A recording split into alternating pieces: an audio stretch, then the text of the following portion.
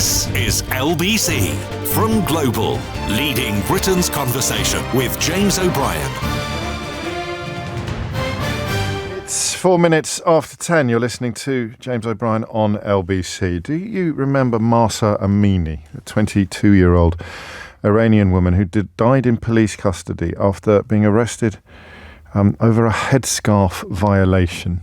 And there was a moment where it looked as though the widespread protests over women's rights and against the Iranian theocracy, the extremist religious government of Iran, it looked for a moment as if it might topple, as if the weight of public fury, public heartbreak, public protest would possibly do what successive efforts have failed to do and topple the Iranian theocracy. I don't know why my mind turned to that this morning. I really don't know why. I just think that the notion of removing the hideous regime in Tehran is at the forefront of all of our minds in a way.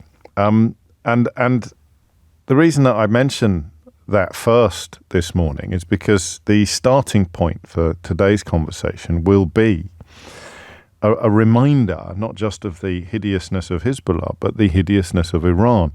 The symmetry of sympathy that we've talked about a lot on the program, the absence of a symmetry of support in international terms, is a very, very, very different conversation today from the ones that we were having almost a year ago. But I'm not an expert on any of this, and I'm not really capable of plotting exactly what all of the differences are. But it is almost a year to the day that we sat here and contemplated the atrocity visited upon Israeli civilians on October the 7th, an atrocity that left 1,200 of them dead. There have already been more than 1,200 deaths in Lebanon since then. The figure is estimated to be 2,000. But the symmetry of sympathy doesn't take that into account. That one death is a tragedy to whomever it occurs. And I appreciate that a lot of people heavily invested in all of these issues find it kind of hard to accept that or to acknowledge that. You have to believe in the sort of hierarchy of humanity in order to subscribe to some of the positions that get an awful lot of prominence in this discussion. But the question of proportionality is back, and I don't know quite what to do with it. I remember thinking in the immediate aftermath of the Hamas attack on Israel, I remember thinking that Israel has the right to go, biblical would be an unfortunate word to use, wouldn't it? Ballistic is possibly a better one, although, of course, that has a double meaning, and it was a ballistic attack upon Israel that Iran undertook yesterday. But I remember thinking in the immediate aftermath, as we learnt the details of the horrors that had been visited upon entirely innocent people at a music festival that day, I found myself framing the thought that Israel has been handed the right to go ballistic in Gaza. A position that I held for days, if not weeks. And then for many of us, but not all, I acknowledge that, a pendulum reached its midpoint, and the sense that the response had now outweighed the provocation became, for me, impossible to resist, and I will never apologize for that. The idea that the right of response that Hamas had handed Israel, a response, by the way, that Hamas must have known was coming. So Hamas's contempt for the ordinary people of Gaza can never be factored out of this conversation or ignored, any more than Hezbollah's contempt for the ordinary people of Lebanon can be left out of discussions about the latest chapter in this hideous saga. But for me and for many other people, if you attempt at objectivity, you have to acknowledge the point past where the feeling was this has gone too far now.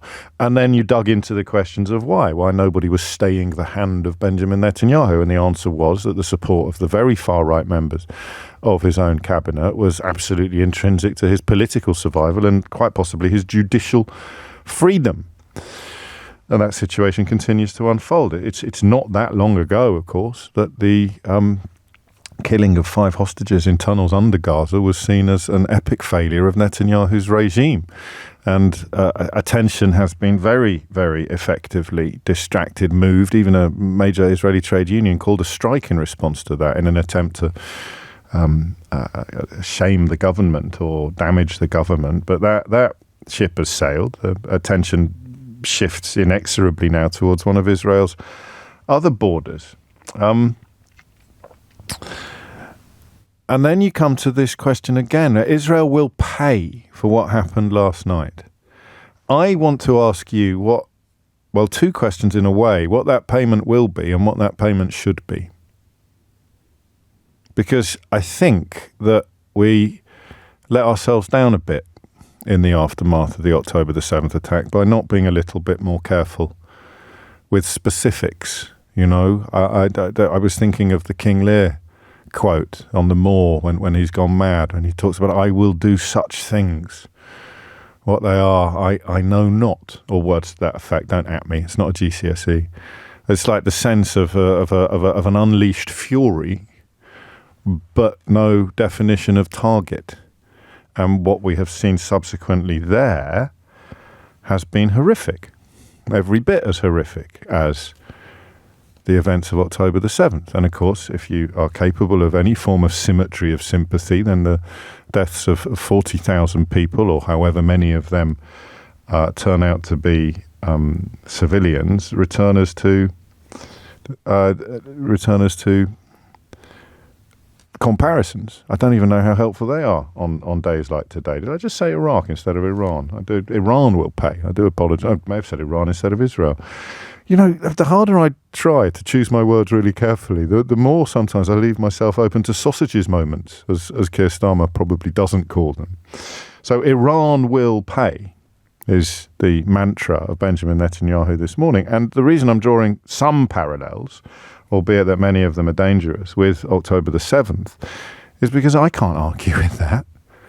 Of course Iran will pay. You can't fire 200 missiles into civilian areas without inviting a helpful pun, a ballistic response. I don't know how much it matters to you or to the sort of objective moral compass that the world seemed to have lost years ago, how, quotes, successful, end quotes, the attacks were.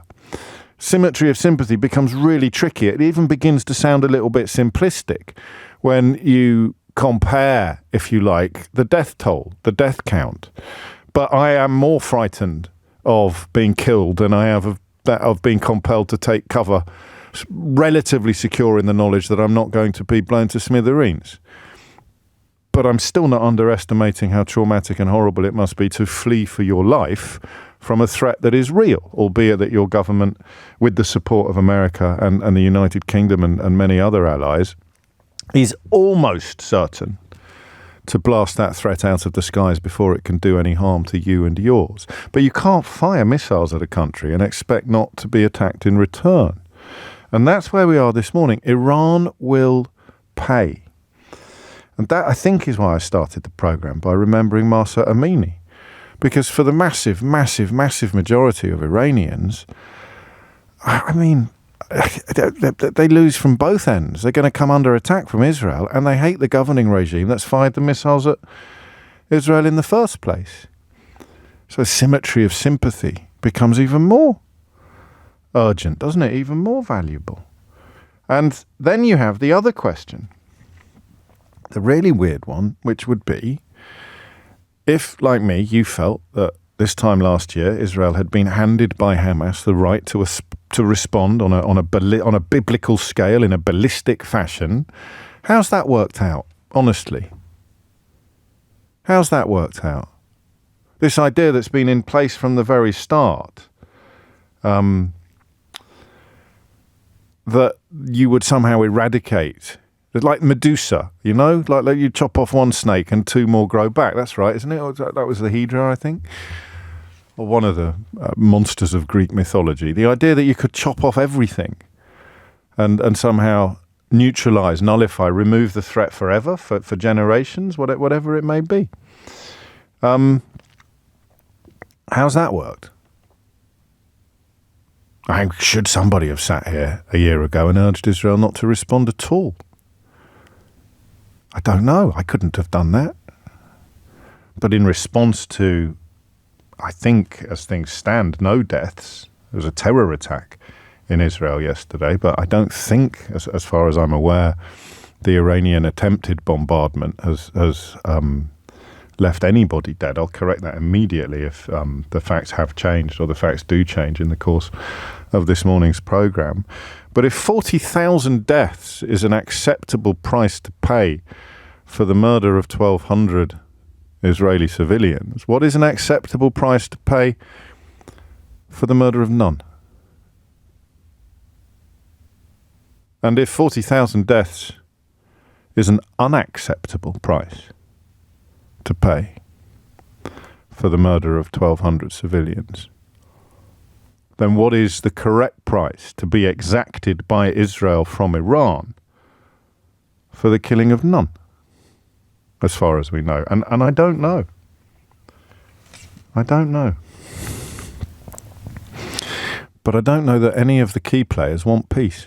It's just plebs that want peace, isn't it? It's just ordinary people. It's just people who run the risk of being murdered in custody for wearing their headscarf wrong that want peace. I don't know. So, what do you think it means when Benjamin Netanyahu says that Iran will pay? Question number 1, 0345 6060 973. And what price do you think should be paid by Iran and Iranian people? Because however, quotes, limited, end quotes, the attacks may be, however, quotes, careful to avoid civilian casualties, end quotes, the IDF may profess to be, we know what happens. We know what happens. Children are already dead in Lebanon. You know, that's how careful it is. That's how limited the attacks are. And Iran looks set to follow. So I don't know. All I do know is that some of the key players, some of the big names, appear to be dedicated to this continuation of carnage. And I don't know how it stops. But I'm not sure that visiting carnage upon Iran now. So what would be better? It would be perhaps, here's a phrase that you rarely cite on the positive side of any scale. Maybe they should just confine their attacks to potential nuclear sites, because blowing up nuclear sites, that's not risky at all. And to whom would the greatest risk be posed? Iranian civilians. So I couldn't sit here a year ago and to say that I don't think Israel should respond biblically or ballistically. A lot of people got very upset with me for saying that. A lot of people who subsequently got very upset with me for having a moral compass with an arrow that moves were very delighted with me for saying that Israel has the right to respond in an incredibly robust fashion. But that's my job. That's the smallish burden that I carry.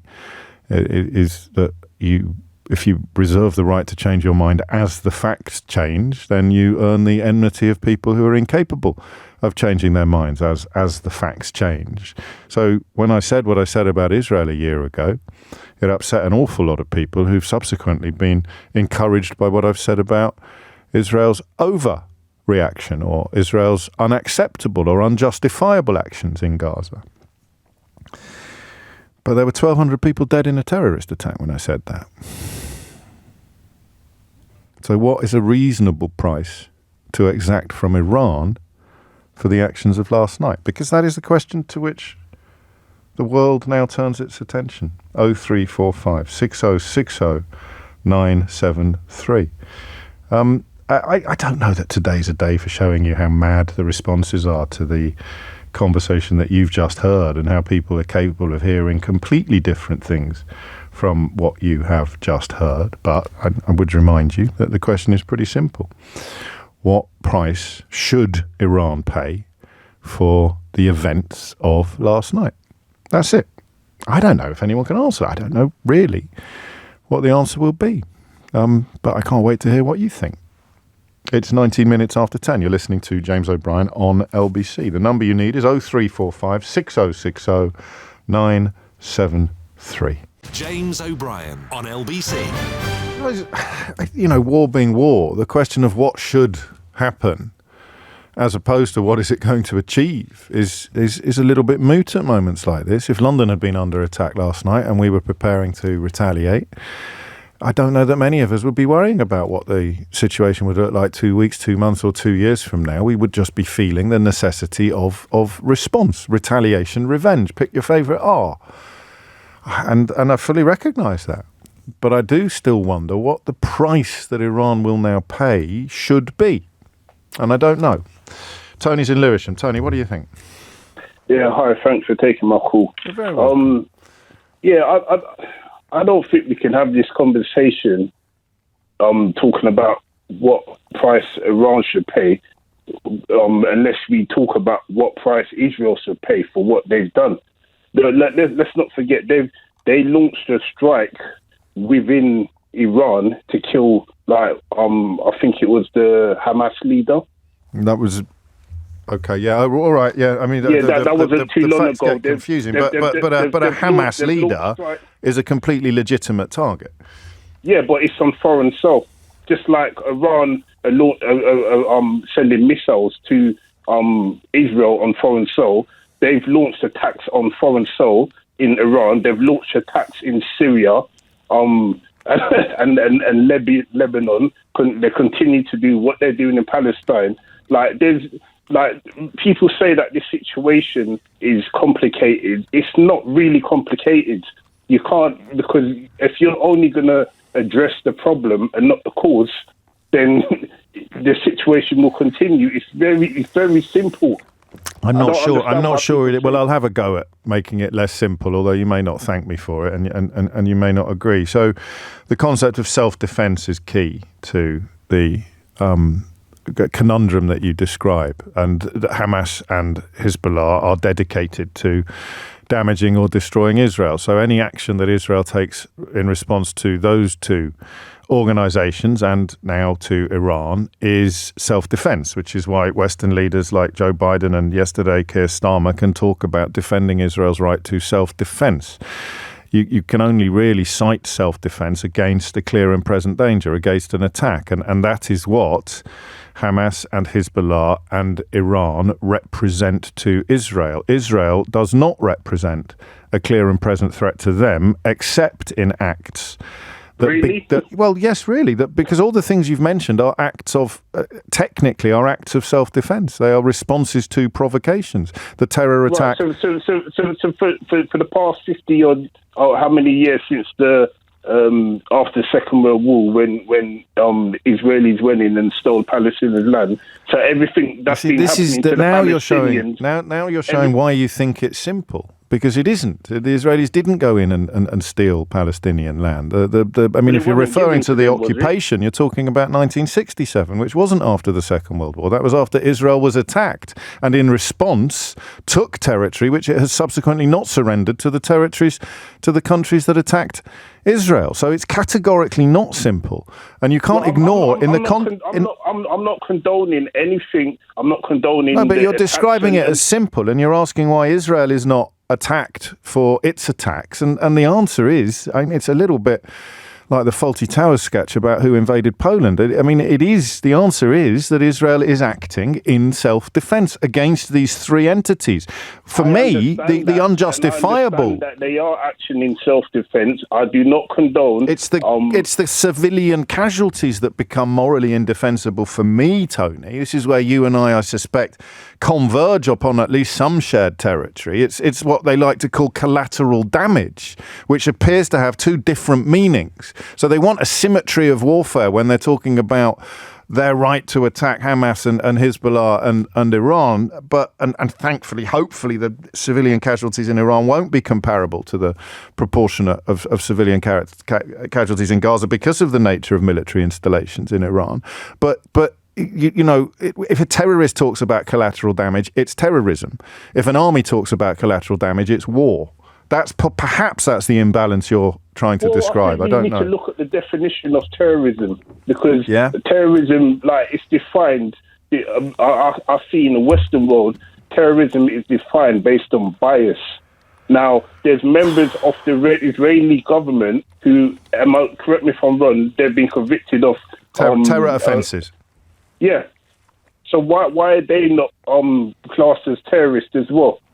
It's a question of international law. And again, you know, that supports your point, because some elements of international law Israel has historically chosen to ignore, or indeed to dismiss the probity of the bodies that sit in judgment. Technically, it's unlawful violence and intimidation, especially against civilians in the pursuit of political aims. So technically, you can deflate that with the self-defense argument as well, because if it's self-defense, it's not in pursuit of political aims, it's in pursuit of self-defense. So, well, who's standing up for the Palestinians and for their right for self-defense? Nobody. Yeah. Nobody. Well, The Western, Britain and America, all they say is no. You mean defense? You mean self-defense against occupation, against illegal occupation, as opposed to self-defense against lethal attacks, and that there I have no beef. I have no argument with you. I have no argument with you here. The question. No, we veered a lot from the question that we're trying to address today. But what constitutes, in the eyes of the world, in the eyes of Israel, or in the eyes of Israel's allies, what constitutes permissible and meaningful resistance of the illegal occupation? That's the question that I've never heard anybody satisfactorily answer, because the hop from recognising that they're not allowed to do anything to defend their corner or defend their cause, the hop from that to the justification of terrorism is quite short, but it's a hop I will never take, Tony. I'm not saying they cannot do anything to defend themselves, but like, when you look, this is not proportional whatsoever. No. Because Israel, they're a very rich country. They have some of the most advanced weapons systems in the world. Yeah. They know whatever they do, like, even though their so-called allies can tell them, please show restraint, please stop. Yeah. Whatever they do, if they come under attack, like, Britain and America will jump to their defense. So, while simultaneously asking them to stop. Yeah. Which is madness. I agree with you. So here's a question. Here's a question for you. Why has Iran done what it's done when the reaction is so obviously predictable? Because their allies are being absolutely slaughtered. Like, Muslim people within that region. Iran slaughters Muslim people for fun. Iran kills people for wearing their headscarf wrong. Muslim people. So that doesn't work. Why has Iran done what they must know will bring about more death of innocent Iranian, Palestinian, Lebanese civilians? Why have they done what they've done? Because they want war as much as everybody else in the mix wants war. Because it suits them. It sustains their power base. When you're backed into a corner... Iran isn't backed into a corner. Well, Iran's a theocracy, mate. It's a medieval regime. Where I think homosexuals still get stoned in Iran. They're not backed into a corner. They've got a stranglehold on the windpipe of an entire population, and a population that is oppressed in ways that we in the West can barely imagine. Okay, but so why have they done what they've done? They've been strangled with sanctions. They really don't have much to lose at the end of the day. Well, except the lives of civilians. I think you've accidentally made my point for me. They care no more about the lives of Iranian civilians than some of the people who like to write their names on the side of missiles that are heading into Arab territories. It is 10:30. Thomas Watts has your headline. James O'Brien on LBC. 33 minutes after 10. Listen to these two texts, one from Anna, one from Patrick, and perhaps get a clearer picture of the tightrope that those of us who refuse to base our emotional responses to the death of another human being upon that human being's ethnicity or religion, the tightrope that we try to walk. So Patrick writes, I hate this argument that Israel isn't allowed to defend itself because it's more technologically advanced and has the Iron Dome to prevent missile strikes. Going by that logic, people could take shots at the president of the USA's limo because it's bulletproof without any repercussions. It's lunacy. And then Anna right? I think we're having a lot of issues with the self-defense part of all this. I disagree completely on what the premise of self-defense is. You have the right to shoot somebody that enters your house who doesn't belong there. It's self-defense, full stop. But if you follow that person back to their home and shoot them, that is not self-defense. The Iron Dome is self-defense, but following people back to their home to try to kill that person in their own country and everyone else in their home or nearby, that's committing an atrocity within inside the other country's borders.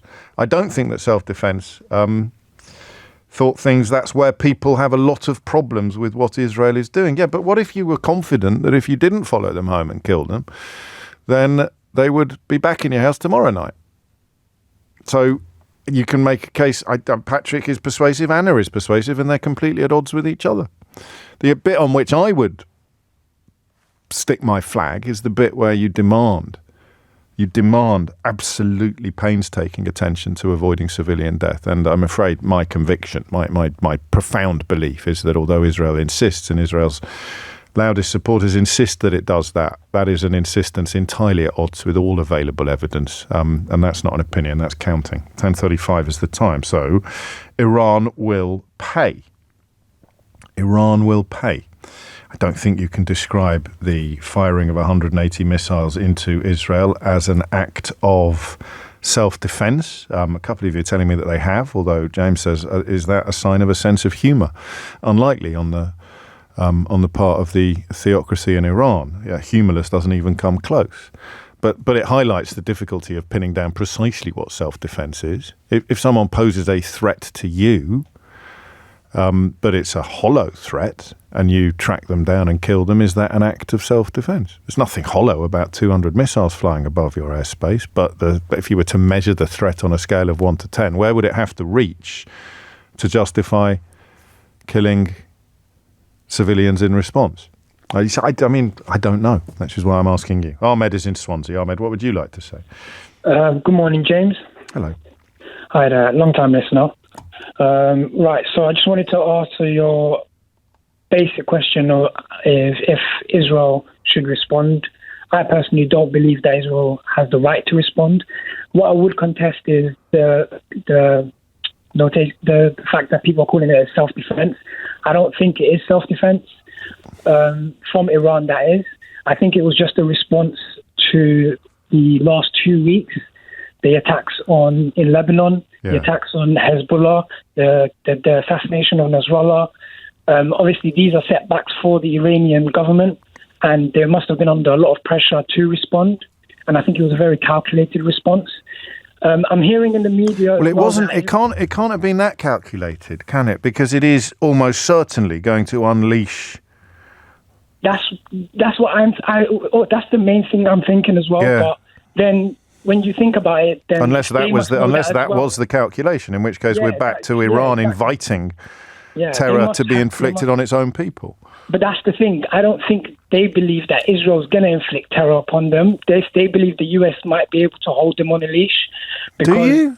If you look at the way Biden was speaking yesterday, he was basically saying that it was a completely failed attack, and it's in a sense that's but giving Biden is doing the Albert Einstein misquote, isn't he? He's doing the same thing over and over again in the hope of getting a different result.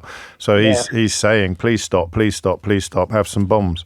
Please stop, have some more bombs. I just don't. I mean, you might be right. That might be what Biden thinks, but I don't think I do. I don't know. And also, it's the fact that the US gave a warning just beforehand. Yes. So that gives the inclination that maybe Iran spoke to the US, told them, like, this is what we're about to do. More likely to be intelligence, but it does attempt to diffuse the impact in the hope of minimising the response. But this is doing the same thing over and over again in the hope of getting a different result, Ahmed.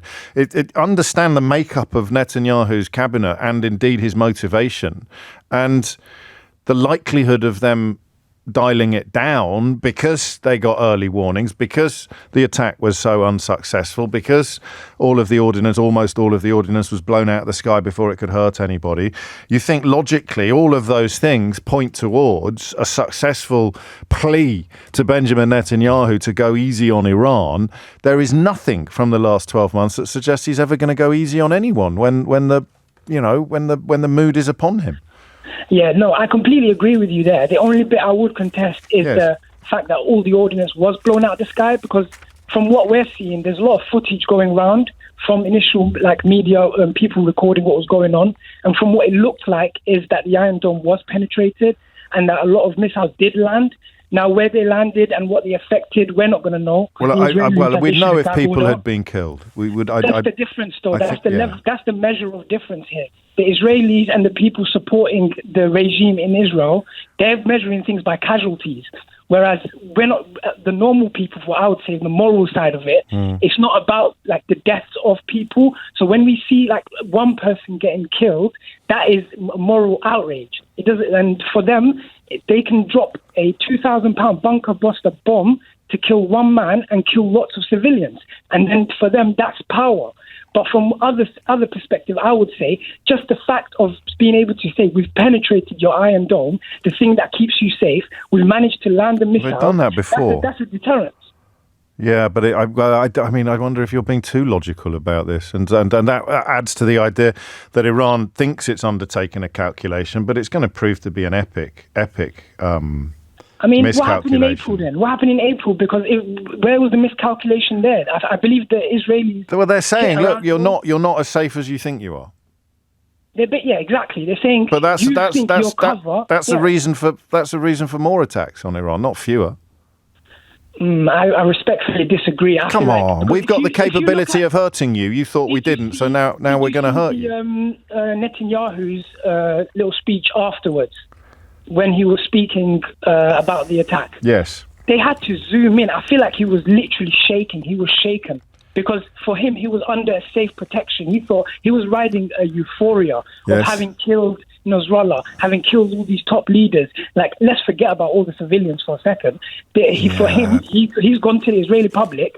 His main aim is the Iron Dome is fallible. But, mate, if anyone thought the Iron Dome was infallible, they wouldn't be using the shelters, would they? They know that it's not fallible, that it's not infallible. I don't think I've misunderstood your point. And, you come from the place of hoping that the Israeli response won't be ballistic in the metaphorical and literal meaning of the word. But I hope you're right, obviously, for the sake of innocent deaths, of which I think the only one we've heard of from yesterday was a Palestinian man killed by an Iranian missile near Jericho. Shrapnel from an Iranian missile killed a Palestinian man. So if you were going to start doing, who responds to the killing of a Palestinian man by Iran? Who has the right to respond to that? I do not know. Michael is in Modin in Israel. Michael, what would you like to say?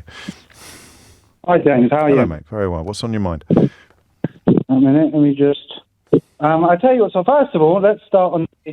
Sorry, can you hear me now? Yeah.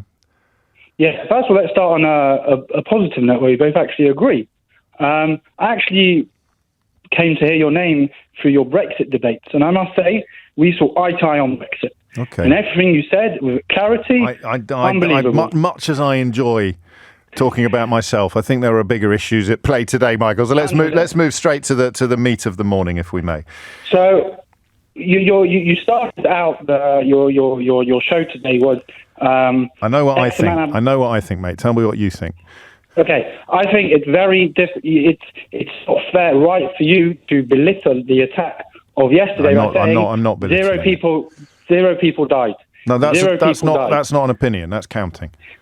Yeah, but you're belittling. I'm not belittling it. I'm counting. It was only 0 people died. No. I've talked about the trauma of having to run for your life, the horrors of being forced to take cover underground, the probably generational trauma of explosions going off over your head. But of course, what I have to do now is compare that to attacks that have actually left children dead in the street. And ask what would be worse. I don't belittle the Israeli experience by pointing out that a dead child is a bigger tragedy than a surviving child. That's all. So let's not fall out about this. That's just obvious.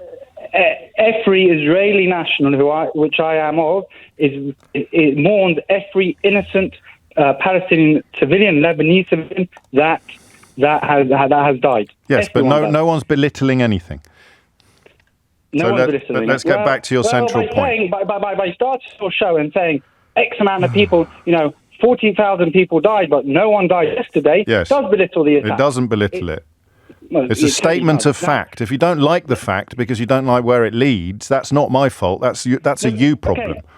So let's go back to a statement of fact. Why are so few Israelis? That's a question, not a fact. From these indiscriminate rockets that have come from Hezbollah, that have come from Hamas, and that now have come from Iran. Why are so few Israelis dying? Because the Israelis take their money and they invest it in air defence systems. Yes. Right now, you as a UK taxpayer, yes, and you who pays your UK I don't want to run out of time before we get to the heart of the point that you're making in response to the question of what price should be exacted from Iran for last night's failed attacks, albeit traumatizing and horrible and terrifying. Ultimately failed, but by everybody's account, up to and including. It didn't fail. And again, you're belittling the attack. I think yesterday's attack. Okay, mate. Yesterday's attack. So, what would a successful attack have looked like? That was a success to fire 200 ballistic missiles, the most in history. I don't understand the argument that you're having, but you're not having an argument with me. I don't understand the point that you're making. No, my point is, you can't be belittling. I can't keep pointing out that nobody died. Why not? Serious, massive attack. Now, why does it upset you to have it pointed out that nobody died? That's a wonderful testament to Israeli policy, to the technology of the Iron Dome. Why does it upset you so much? No, it doesn't. It doesn't upset me. But you're literally shouting at me because I keep pointing out that nobody died. It doesn't upset me. You sound quite upset. No, I'm not. I'm just saying. But why did you not open your show and saying the reason why no one died is because of the Iron Dome? I did. And the air defense. I did. The fact that they invest their time, effort, and knowledge into the air defenses. I did. Whilst the other side don't. Michael, I did. Have you got Global Player? Yes. You can rewind and listen again. I literally opened the show by saying that. You opened the show by saying 40,000 people died. What is because of the Iron Dome? Because of the efforts of American and UK allies. Because of the jets that have helped shoot the missiles out of the sky. I've said all of that. So, in response and out of courtesy, why does it upset you so much? For me, simply to point out that nobody died last night, except the Palestinian who died near Jericho. It didn't upset me. Okay, but that's the only thing you've said. You've been on for 5 minutes. You've made no other point except your. Okay, let me use a better word. Your discombobulation, your unhappiness about the fact that I've pointed out that nobody died. Well, why is that so discombobulating? But I think you need to be significantly clearer why no one died. Well, I can't be any clearer. It was the Iron Dome. Why? Great. And where's all the UK? Why are you still shouting? Money? I'm not. Where's all the UK? Maybe because I don't know. But where's all the UK taxpayers' money? How many people died? Been donated to the Palestinians. Why was that not invested in their defence system? Why was not that invested? How many people died? Have you ever made that point? How many people died? When? Last night. Yesterday. Yeah. How many Israelis died last night? One Palestinian. No. How many Israelis died last night? In the terrorist attack, there were 6. No. In the attack by Iran on Israel, how many people died? None, because... How dare you say that? I can't believe that you're saying that. Why are you saying that? Why aren't you talking about the Iron Dome? Why are you telling me that no people died in Israel last night? That's outrageous. But I'm not upset. I'm not shouting. Why are you telling me that no people died in Israel last night? I can't believe you said none. How dare you say 0? That's so irresponsible. Please stop counting. James O'Brien on LBC. 50 is the time. Iran must pay. Iran will pay. What is the price? What is the price you think they should pay? And for those of us who manage to pursue a slightly more objective perspective, what is the price that you think will be exacted from Iran? 0345 60 973 is the number that you need. Coming up later on the programme, Natasha Clark will talk us through the leadership speeches in Birmingham during the Conservative Party conference. It's a very, very close to my heart, this, and it may be close to yours. I don't know, but if you ever travel north in this country, certainly through the sort of East Midlands and South Yorkshire, if you take that route, well, how dare I say that? Look at what I just did, Keith. How London, if you ever travel north in this country, it was literally wiped out everything north of Watford as places where you can actually live. Can I stress that I grew up in Kidderminster and went to school in North Yorkshire? My dad is from Leeds, my mum is from Sheffield. And the way that I just phrased that last contribution is hideous, absolutely hideous. And I often pat myself on the back for not being London-centric. But if you are familiar for whatever reason, because you live, as I used to, in its shadow. When I lived in Berg Wallace near Doncaster, I lived practically within sight of it. But the latter years of my life have seen me encounter it only when I'm travelling north or travelling back south. I'm talking about the power station in Ratcliffe-on-Soar. If you don't know what it's called, you quite possibly would recognise it if you saw it. You know that I'm obsessed with bridges and cranes, because I think that they represent man's dominion over nature. That's quite a pompous analysis of why I like bridges and cranes. It may just be that I like bridges and cranes, full stop. But I think it's because of the Brunel type. It turns out there's a Brunel bridge really near me, actually. I'd never known it was Brunel. But anyway, that way in which civilization, industrialization, our ability almost to tame Mother Nature, that is represented by bridges perhaps more than anything else, and by cranes in a more functional way. And that, I think, is why I find the architecture of Ratcliffe-on-Soar, and we're not going to have an environmental debate, I find the architecture of Ratcliffe-on-Soar, I mean, theatrical doesn't come close. It's like a cathedral. It's like the Colosseum. And I'm talking about massive chimneys, for anybody who doesn't know. The massive chimneys that you see from the train at East Midlands Parkway Station, or you see from the motorway as you make your way through the East Midlands and South Yorkshire, are facing demolition. And the most gifted writer of his generation, James Graham, the man most recently responsible for Sherwood on your telly box, he is trying to almost start a campaign for their preservation, and I thought we'd give them a little bit of help at 12:45 today. We're also going to catch up with a former deputy editor of the Sunday Times, now based in New York, on the question of what happened at the vice presidential debate yesterday. As for the rest of the programme, I don't know. Ian says get back to the easy stuff. Ian, there is no easy stuff. It might reach you as hard and easy, but listen, getting a phone in off the ground yesterday about tipping involved different types of mental gymnastics and strength on my part. But, well, all right, yeah, maybe some topics are easier than others. So let's get back to the question of what price Iran will pay and should pay, and whether that is the same price for last night's attack upon Israel. 10:54, and just for the record, there's nothing more objective than counting. Literally, there is. That's why the figure of speech is 2 + 2 = 4. It's supposed to be the one thing over which nobody can ever argue, but turns out you can. Eh? Adie's in Amsterdam. Adie, what would you like to say? Hi, thanks for taking my call. You're very welcome, James. What I would like to do is actually take the temperature down, because all that's been happening over the last 6 months has been very, very, or rather a year, has been very, very emotional. A lot of people angry, a lot of people upset on both sides, yes, which is understandable. But I find it's a really corrosive attitude that's happening and getting a lot of people down and upsetting a lot of people.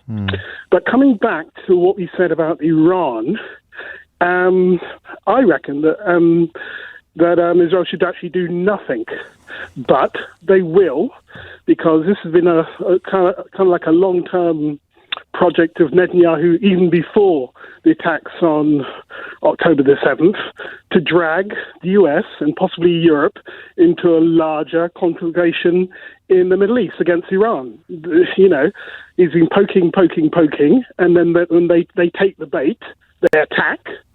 And then they will turn around and then speak to America and say to America, look, they attacked us. What are you going to do? And America, of course, because it's an election season, they have to be in this. And then what will happen is you have America and possibly Europe dragged into yet another war. Another Middle Eastern war. We haven't seen this movie before. So we just swap Iran. We just swap Iraq for Iran, then. Yeah, exactly. And then. Well, Europe, do you know, I'd like to poo-poo this. And say to the world, why do they hate us? Yeah. Why do they hate us? I was going to take a breath then and try and dismantle your position, mindful throughout of your call for calmness. I think that's possibly a little optimistic, but of course, what could happen? I don't even want to say this out loud. Is that the response becomes asymmetrical. So there is a terror attack on the West in the style of September the 11th because of people's fury, if you like, about attacks on Lebanon or attacks on Iran or attacks on Gaza, and then that is used. And this is what Joe Biden said, Adi, at the very beginning, when we were possibly all too busy speculating about his mental acuity. He said, don't let this be another 9/11. So the Hamas attack would then somehow provoke an overreaction from, I think he meant Israel in the first instance, but of course another terror attack on Western soil, if it is seen as an act of solidarity with Hezbollah and Iran, would open the door to a sort of George W. Bush II scenario, wouldn't it? That's terrifying. Yeah, I mean, that's terrifying. That could be the case. Yeah, that could be the case. But I think what happened is you've got a lot of frustrated people in the world, of all different backgrounds, and this is a dangerous thing to have. A very dangerous thing to have. People upset and frustrated, and the thing has to be calmed down. Unfortunately, in terms of the United States, how can the United States ever be an honest broker where they call for calm and then they give weapons to the other side to kill the other people? This is ridiculous. For once, this may sound a bit strange. Go on. I wish that China could come and get involved with this. Why? Because you know what I mean. No, they have no skin. They have no skin in the game. China's got skin in every game, mate. Every game. Maybe they could do something about this, because, to be honest, Iran, Israel, the United States are pox on all their houses. They all have terrible sort of track record in this part of the world. Maybe a different. And you know, it's funny because the impossibility of saying that is the same point you made about the. I mean, some people will furiously reject the idea that there's any sort of moral comparison to be drawn between innocent civilians being killed on October the 7th and innocent civilians being killed in Lebanon in the last week or in Gaza in the last year. Some people will furiously reject that. Some people will see it as almost a sort of conflation or excuse of terrorism. But if you're looking at the reasons why people keep dying, then I don't think it's enormously unreasonable to focus first on the people who are doing the killing, which is what you just did. But of course, being able to avoid the emotions that you opened with is dependent largely upon how invested you are in the carnage. You know, how close you are to the killing and the dying. I think, and that's why perhaps we don't, in some ways, don't realise how blessed we are, and that's why the fear of a Western response, a Western intervention, which isn't going to happen to symmetrical exchanges of fire between Israel and Iran, but if, Islamist terrorists sympathetic to the Iranian regime were to take action on Western soil, then you do run a risk of history repeating itself. And it's not, sadly, hyperbole or ridiculous to speculate in that direction, because it's exactly what Joe Biden did almost on day one. It's 11 o'clock. James O'Brien on LBC. It is 4 minutes after 10. So I think we acknowledged, didn't we, with the last caller, there's a luxury of thinking as opposed to feeling. If it was the sky above your head that had been lit up last night with potentially fatal ordnance, then you wouldn't be doing much thinking today. You'd be doing an awful lot of feeling. And it is to that constituency, I think, that Benjamin Netanyahu speaks most obviously. If you had family in Lebanon or Gaza, you wouldn't have been doing much thinking for the last year because you would have been too busy doing the feeling. And the idea that you shouldn't point out the asymmetry of death is, in fact, Sally Ann's just accused me of anti-Semitism for counting, which is a new low, I think. How on earth can it be anti-Semitic simply to count? But the comments there from Peter Lerner, I think that was his name, in the news, they were really interesting in a way, because essentially saying it doesn't matter that we have the Iron Dome, and it doesn't matter that the attacks failed, and it doesn't matter that they weren't targeting civilians. And I struggle to understand that completely, because otherwise, aren't you just saying to Iran, well, if you have another go, target civilians? Our response is going to ignore the fact that the attack failed, civilians weren't being targeted. That's if we maybe play the clip again, Keith, if we can, just to make sure I've heard it correctly. If you're really going to stand up and say the attack failed, civilians weren't targeted, the Iron Dome and other defence systems. I think the Iron Dome is more for the short range than long range, but everything worked brilliantly. One answer to a question that popped up earlier about why people in Gaza don't spend all their money on missile defence systems is that they're not allowed to. But by obviously, Israel controls everything that can get in and out of the area, and the idea that they'd be allowed to build a missile defence system or anything that would keep enemies out, keep people hell-bent on killing them, I thought that was too obvious to explain, but a couple of you are across with me that I didn't, so I have now. That idea that it doesn't matter that it failed, we're going to respond as if it didn't. Is it fair to have a bit of a problem with that? Have a listen to this. 180 ballistic missiles cannot go unanswered, and they were intentional, they were discriminate, and they were dangerous. The fact that our aerial defense systems were able to intercept the vast majority, or that they hit areas which posed no threat to civilians, does not excuse them from the ramifications of their actions. No, of course there must be ramifications for the actions, but did he mean indiscriminate, or did he mean discriminate when he said that? Because surely the reaction to a discriminate attack would be different to the reaction to an indiscriminate attack, and I do think the reaction to a successful attack would be different from the reaction to an unsuccessful attack. If, for example, Israel had, well, some people have, of course, claimed that they did have intelligence about the imminent attack on October the 7th. But if they had nipped it in the bud, if they almost ambushed the Hamas terrorists that day, and, emerged from their hiding places to kill all the terrorists before they could kill any Israeli civilians, would for the people who think the 40,000 deaths in Gaza subsequently are justified, would they still have been justified if the attack had failed miserably? If the Hamas fighters had descended upon the Nova Music Festival to discover that they were 100% expected, and everybody in the first line of encounter was actually an IDF operative, and the terrorists were exterminated before they could kill any civilians, would the people who still think that the 40,000 and counting death toll in Gaza is justified by the horror of the October the 7th attack,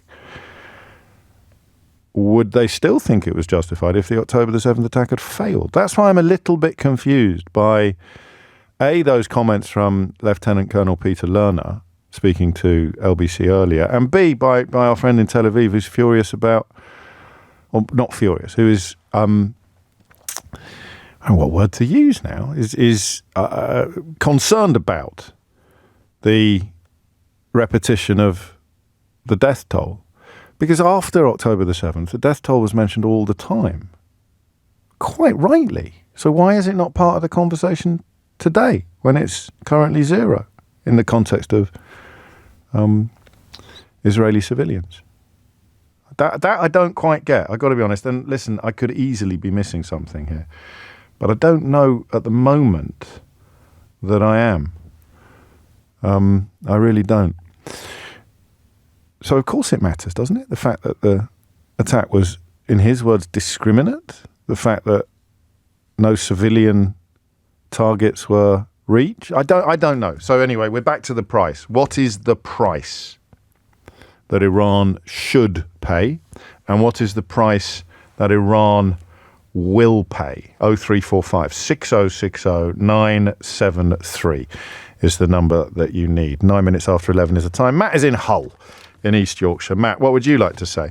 Hello, James. Hello, I don't know if you remember, but we spoke in April about the attack then, and we've spoken before about my dad's work with NATO and my former work. And yes, I do remember now. You've reminded me. So it's good to hear your voice again, although you must start ringing me on more cheerful subjects if you can. Yeah, well, I feel, considering my area of knowledge is supposed to be international relations, yes. You can't, unfortunately, be that without having a heavy military knowledge these days. It's such an integrated element. So in April we spoke about how the Iranians had given 3 days notice, that the Israelis were able to move equipment away from those target sites, move personnel away, obviously. Last night the same thing happened, so but not 3 days notice, obviously a far shorter notice. And from what I'm hearing, up to maybe 20 American F-35 aircraft that the Israeli Air Force was using were destroyed on the same Air Force base in the north that was attacked last time. So, in fact, from Iran's point of view, and from Hezbollah and everybody else, that attack was a success, if that turns out to be correct. It wasn't targeting civilians. It was done at night time, so there would be fewer people just around about in the streets that could be, inadvertently harmed. And so we talked last time about the escalatory ladder. Yes. And this is yet again Iran pulling it back a rung. They're saying, look, we've demonstrated back in April that we can breach your defences and at will, pretty much. And that's a maths calculation. So focusing on the number of missiles fired is a bit of a misnomer, because the only way to breach those systems is to overwhelm them with numbers. So the vast majority of what you launch is sacrificial. So you're firing 100 missiles so that 5 get through.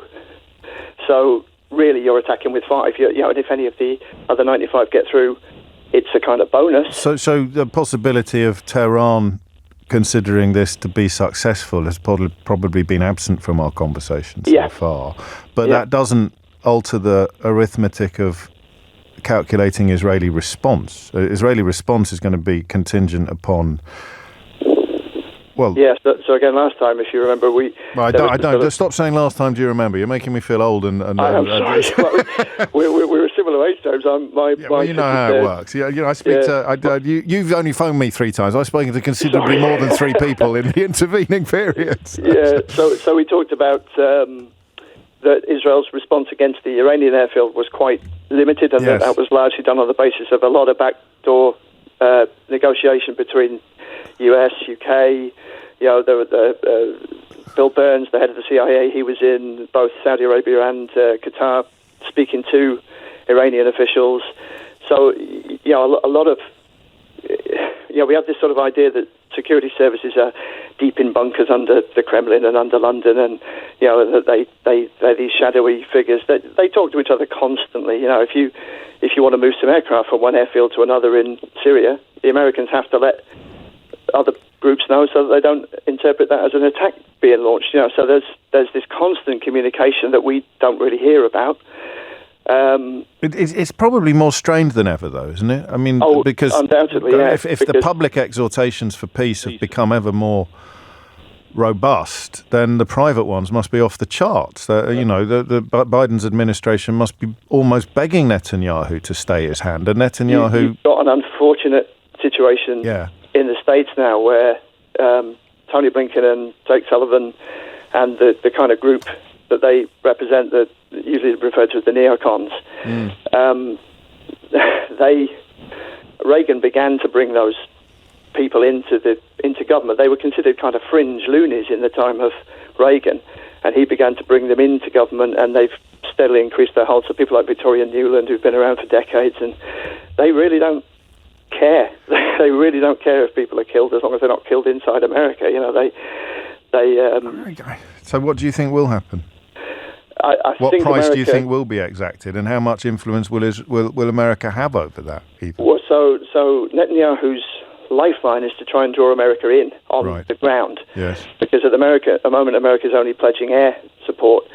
Netanyahu's mistake there is thinking that the United States now is the United States of the 1980s, that was overwhelmingly the world's most powerful military force. I mean, for a lot of reasons, it's no longer that. And they've poured weapons into Ukraine, they've poured weapons into Israel, they've poured weapons into Taiwan and things. So they've depleted their stocks of weaponry. And also back at home in America, the appetite for these wars in the Middle East and abroad is vanishing, because, people don't want to send their sons and daughters off to come home maimed and scarred. And then come November, all bets are off with the American election potentially. Yeah. Here's a question that I haven't asked anybody ever. If you're ready for it. Right. Why aren't UK and American jets shooting Russian missiles out of the sky above Ukraine? Right. Because again, this all goes back to kind of NATO doctrine. So. Yeah. If we directly intervene in that manner, that is World War III, whether we like it or not. That's a direct conflict between NATO forces, and so we've been indirectly in there from day one. We've had SAS in there, we've had SBS in there, we've had commandos in there. We've lost British personnel in Ukraine, but we're not told that because we're not also officially... it's not a formal declaration, and you speak from obviously a position of expertise and experience, but none of that is officially confirmed. It's important to stress that. But if you wanted to have a proper crack at the importance of treaties, which of course certain political figures, largely from the right in this country, but not exclusively from the right, suspicion of NATO is very popular on the left as well. But if you want to understand the importance of treaties, the power of treaties, international treaties, or conventions on things like, for example, human rights, then some of these comparisons are chilling, right? Absolutely chilling. So why can't we shoot Russian missiles out of the sky above Ukraine? But we can help shoot Iranian missiles out of the sky above Israel, missiles that have, thankfully, mercifully, this time, not killed anyone, albeit that the last analysis suggested that there are positive elements if you're in Tehran to draw from this, and yet the missiles being fired from Russia into Ukraine continue to exact incredible tolls, inflict incredible carnage. On the ever-going quest to help you understand how insane my inbox is on days like today, here's Damien. Oh, so Israel let October the 7th happen, did it, James? You are disgusting filth. Mate, all I said was some people think Netanyahu should have done more to stop it, including the leader of the Israeli opposition, who's gone into quite a lot of detail about the Yair Lapid testifying to the Unofficial Citizens Commission of Inquiry, going into quite a lot of detail about the warnings that had been presented to the Prime Minister about the dangers of the policy he was pursuing, about leaving the door open to an attack. It's a very, very widespread element of the story, mate. And if you haven't come across it, that's on you. It doesn't make me filth. It just makes you a bit ignorant. But hey-ho, we're here to help. James O'Brien on LBC. It is 19 minutes after 11 and you're listening to James O'Brien on LBC, where the words are easy to report and they're easy to understand. Iran will pay a price for last night's attacks upon Israel. The conversation perhaps about whether they were, quotes, successful, end quotes, or not is a little bit more nuanced than we allowed at 10 o'clock this morning, but there it is. The price that must be paid. What is that price? And how much of that price should be informed by the amount of, well, the number of people that Iran managed to kill? If we presume, and please God it isn't, but if we presume that human death is an inevitable consequence of whatever Israel's response is, then how much? I said the question I can't get past this morning, and it only popped into my head 10 minutes ago, is if the October the 7th terror attack had failed, then, or at least if it hadn't killed anybody, if nobody had died, if the terrorists had been eradicated before they were able to enact their murderous plan, would people comfortable with or supportive of the current death toll in Gaza still be comfortable with it? In other words, does the response to an attack that kills nobody merit an identical action to an attack that kills hundreds or thousands? I mean, I'm struggling with that. I don't know if it's symmetrical or not, but it's certainly, as I keep saying, and please, if you're just tuning in, remember, I can't repeat myself constantly, but I acknowledge repeatedly that being able even to think about these things is a luxury not afforded to people who were running for bomb shelters in Israel last night or burying their dead in Gaza and Lebanon today, 21 minutes after 11, and possibly soon in Iran as well. Rob's in St Ives in Cambridgeshire. Rob, what would you like to say? Hello, James. Thanks for taking my call. You're most welcome. I'm going to come from a position of, shall we say, Western bliss, where we don't have to face these missiles coming over. Yes. But ultimately, I think what I'd like Iran to pay, from my side of things, I think they should just pay for the tarmac that they destroyed, maybe the odd roof tile. Let's be fair, there's reports that they've destroyed aircraft. They're valid military targets. I think that's fair enough. What I think will happen, I think you look at Netanyahu's government, you look at Netanyahu, he does not care about any of the Arab nations. He doesn't care about the welfare of their citizens. He will respond with 2-3 times as many rockets going over and not actually care about they'll be targeted at military targets, and I use the quotation terms, but it doesn't matter who's around them. They'll do it in the middle of a day during a market day. They'll go tenfold. I mean, you can say that, of course, but I don't know that it's provable or true. I mean, the provable side of things is going to be the question mark over it, but the experience of what we've seen from Gaza is that they don't care about. But Iran is a sovereign state, and it is, on the path to being a nuclear power, and it does categorically refuse to recognise Israel's right to exist and seek its eradication. So even in the absence of last night's attacks, you could cite attacks on Iran by Israel as self-defence. Yeah, I think the difference being is with Iran launching the missiles, I think the Iranian government does, as they have proven, they don't care about their own population, so long as they're following their doctrine to the T. Yeah. I think Iran aren't necessarily going to use human shields, but are going to try and play the upper hand to say, look, we only hit military targets, you're hitting us indiscriminately. I also think the objective of the Netanyahu government would be to try and bring America into a land-based war by poking Iran. Doesn't everyone want that, though? I don't. I mean, so. In terms of positions of power, I always felt that the response of George W. Bush to the 9/11 terror attacks, going into Afghanistan and going subsequently into Iraq, I kind of felt that was a win for the terrorists because, well, look at what happened subsequently. They showed that the big beast can be stopped. Well, not just stopped, but also any claim to the higher ground has been completely abandoned, and the rise of ISIS, all of the subsequent atrocities and horrors visited upon entirely innocent civilians, sort of trace back to that. So Iran doesn't want to go to war with America. Actually, I'm pretty sure of that. They don't. No, okay. So they won't respond with their full power, even as Israel prepares to respond with their full power, perhaps. I mean, at the minute, from news stories I've heard, Iran has got their fighters basically trying to cover their airspace for as much as thing.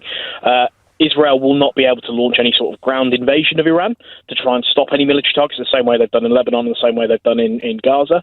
So the only option is either launching ballistic missiles or using airstrikes to attack. And we've seen that obviously the air seems to be their preferred option. So we're going to have how much do we know about Iran? Its ability to shoot planes out of the sky, or indeed they've got to shoot F-15s, missiles? I believe. They've got F-16s, so they do have relatively modern kit. But they haven't got an arrow system, and they haven't got David's sling. They haven't got the air defense systems, the missile air defense systems that Israel has. Not that I'm aware of. No. And to respond to the gentleman from earlier, who you so eloquently convinced from Israel. Yes.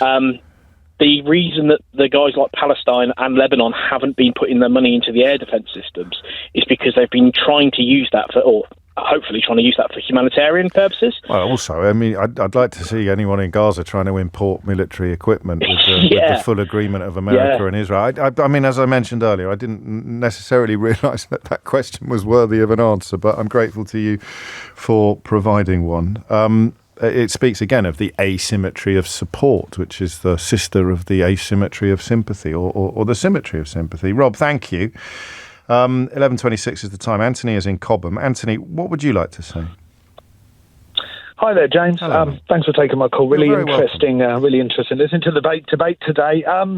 Just sort of really interested. I mean, sort of think back to when a lot of this started. Really, after the initial terror attacks, when Israel justified, obviously going after Hamas, and their statement was, we're going to completely destroy Hamas, wipe them off the face of the earth, kind of thing. Well, don't forget, rescuing the hostages was actually the top priority first. Oh, of course, yes, of course, yes, and sort of obviously as a byproduct of that, defeating Hamas as well. And I sort of remember the news sort of saying, Hezbollah are, a strong ally of Hamas, and they're a very different animal to take on to Hamas, and it never really seemed to be the intention of Israel to take on Hezbollah to start with. It was all centered around Hamas, and it just sort of seems how quickly the mission creep has happened into Hezbollah. Don't forget, Hezbollah have been launching. They've been launching missiles into Israel pretty much since the week of the terror attack, in solidarity with Hamas. And we'd also need to know, wouldn't we, when the explosive charges were put in those pagers? Because that speaks to the question you're asking. Now that's obviously been in the making for quite a little bit of time. So the point I'm trying to make is, it looks as if there's sort of a bit of a roadmap to where we are now, and we seem to be at this point. I think that all sort of roads led to here in the end, because Iran has to back their proxies, because the regime in Iran, they rely on this sort of stuff as well to remain in power. It's very popular. But do you think they would argue? Because of course they have to do something. We have to remember that the messages being given to the citizens of Iran might be very different pictures from the ones that we can see, or the messages that we get. So, do you think Iran is hoping that it has done enough to save face and retain relations with its allies, in this case Hezbollah? But not done enough to provoke a Gaza-level response from Israel, in which case I think they've miscalculated. That's the calibration, isn't it, James? That's the calibration, and now we're going to see the next level of calibration coming from Israel, and I am a little bit concerned about it, because the guy that's got his hand on the trigger there, James, he's fighting for his own political survival as well. Don't forget, always to a populist side of his own population now that were obviously, under fire last night to a certain extent. Are they going to be baying for blood? Do you know? And if they are baying for blood, I think they may very well be obliged by Netanyahu. That's the thing. It's a more stable coalition than Israel has ever really seen before. It's the most right-wing coalition ever, but it's also remarkably stable because the far-right figures like Itamar Ben-Gvir and Bezalel Smotrich don't want any kind of deal with anybody. So that's how Netanyahu gets to resist US pressure, because there's no concomitant pressure being exerted at home. And that, and you're right, to his benefit, kicks the prospect of any elections anytime soon ever further down the road, because they can threaten to pull out, but as long as the fighting continues, and I think if you were Itamar Ben-Gvir or Bezalel Smotrich or one of their supporters or sympathizers, as long as Israel continues to kill Arabs, Netanyahu's position is safe. That's a brutal distillation, and I hope it's wrong, but that's how it looks to me, and that's what we do. That's what Anthony just did. That's what I do every day. I give you my honest opinions about things, with a constant caveat that I could be wrong. Here's Thomas Watts with your headlines. James O'Brien on LBC. 3 minutes after 11. I mean, crikey, it's an observation I don't think I've ever made before, but you've got 1,400 years of often bloody schism within the religion of Islam between Sunni and Shia. But when it comes to killing Israelis, suddenly they're on the same team again, looking at the way in which Hezbollah's attacks upon Israel have been done in solidarity with Hamas in Gaza. And you think every time you think you've just about scaled the peaks of complexity and complication, you remember there's another mountain over there that you've not even started to climb yet. We're looking at the question of what the price will be, what the price could be, what the price should be that Benjamin Netanyahu will exact from Iran in response to last night's largely, if not entirely, unsuccessful attacks upon Israel. And well, I think the only thing we can all agree on is that it's not going to be pretty. 11:34 is the time. And if you're wondering about what might change in the event of Donald Trump getting back into the White House, here's a little reminder of what his running mate's relationship with simple observable facts actually is. Because I keep talking about how counting is the only objective, truly objective thing out there. But I guess that's only true until it isn't. He is still saying he didn't lose the election. I would just ask that. Did he lose the 2020 election? Tim, I'm focused on the future. Did Kamala Harris censor Americans from speaking their mind in the wake of the 2020 COVID situation? That is a damning non-answer. So J.D. Vance still refusing to answer the very simple question about whether or not his running mate in the American election actually lost the election in 2020. Spoiler alert, he did. Balama is in Lambeth, often a helpful guide to some of these complicated matters, not least because it's an area of academic expertise for Balama. So what made you pick up the phone today? No, thank you, James, for taking the call. Let me just start by saying if your accounting is anti-Semite, it was President Biden that first said the attack was ineffective and defeated. Yes, and so he's the first anti-Semite, I think, if just counting is anti-Semitic. Well, that was only Sally Ann, to be fair. I don't think anybody else levelled that accusation at me, but if she is still listening, then hopefully she'll take that on board. But I'm not overly optimistic. Anyway, back to your reason for calling. Yeah, so, James, we are talking about what price Iran should pay, because paying a price was the language Netanyahu used. And Peter Lerner's clip that you played earlier talked about the attack not going unanswered. And that is not self-defense in law, James. That's retaliation, that's revenge. When you talk about paying price, you are talking about punishment. Yes. In law, self-defense is only warranted where there is an attack that you are seeking to prevent, or that you are seeking to repel, or there is an imminent threat of attack that you are seeking to prevent. Right. Now, and I think Keir Starmer in particular knows that very well. David Lammy knows it.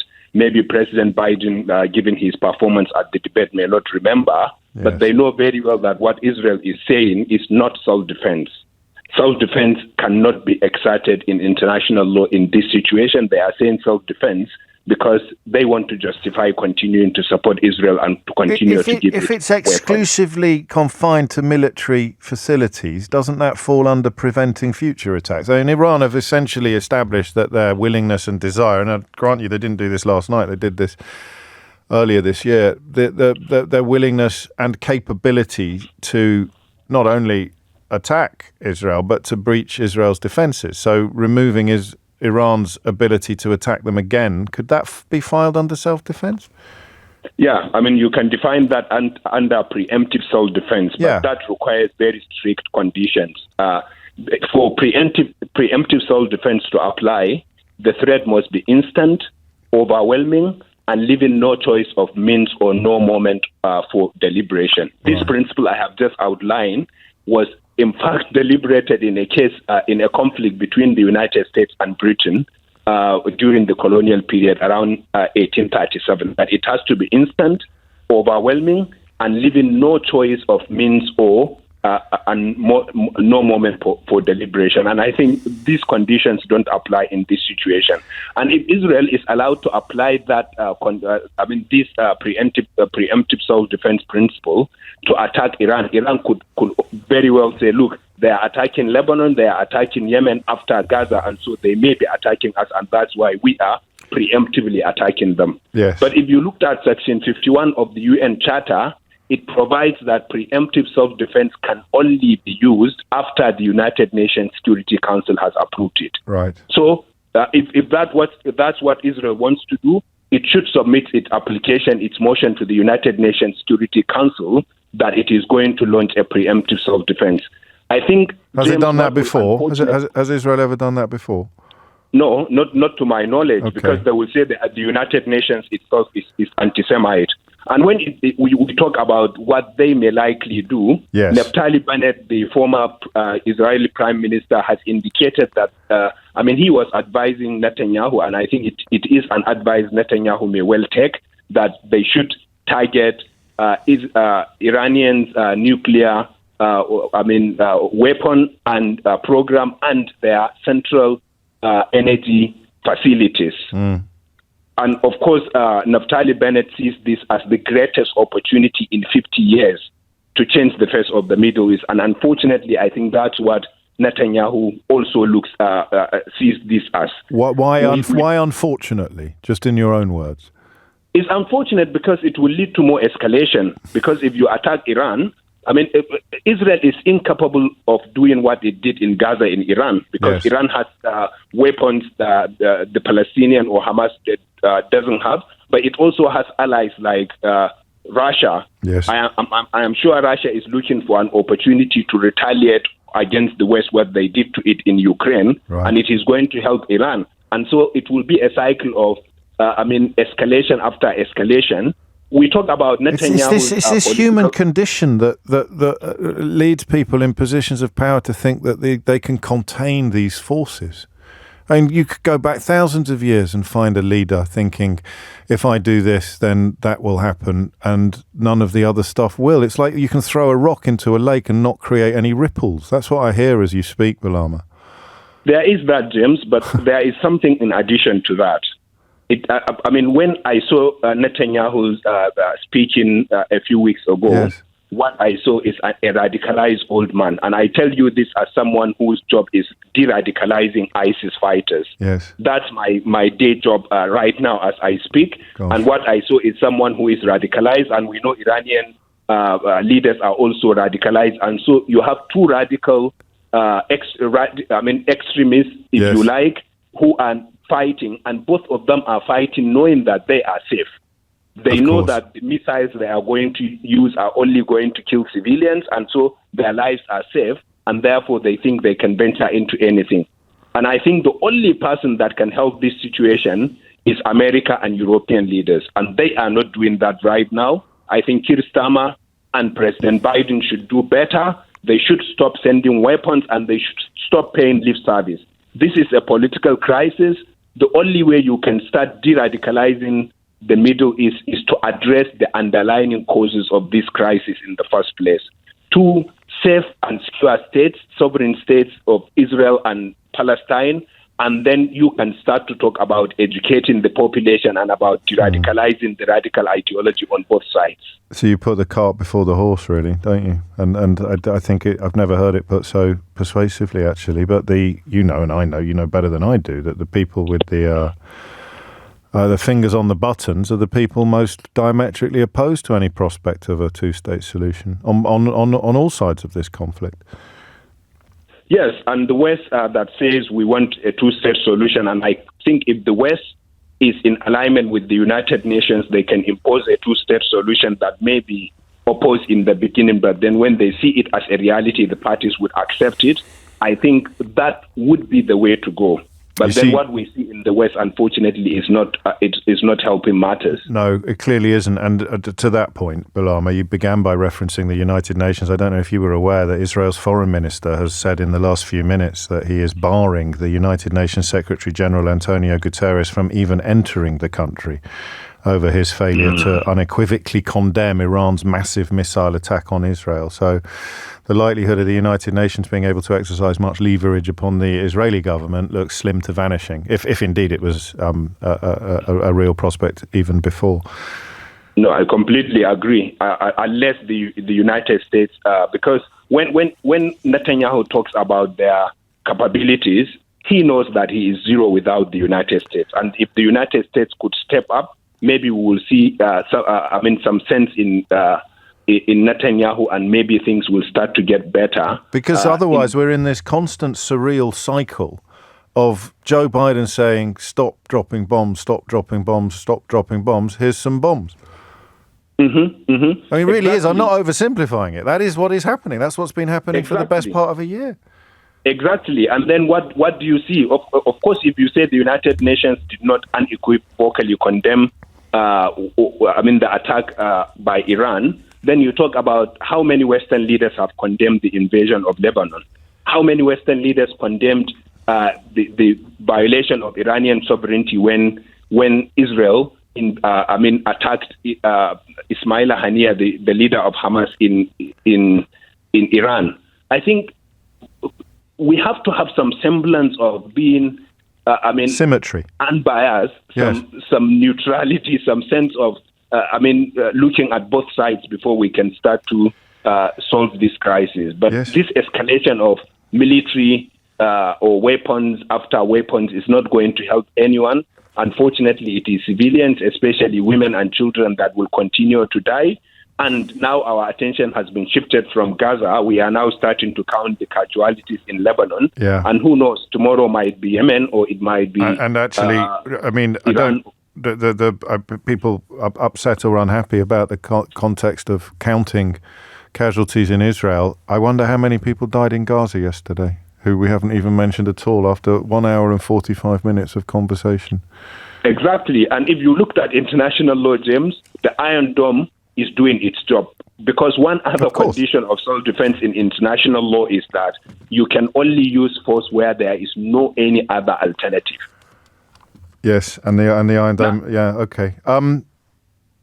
I guess that's it then, isn't it? Really, until America.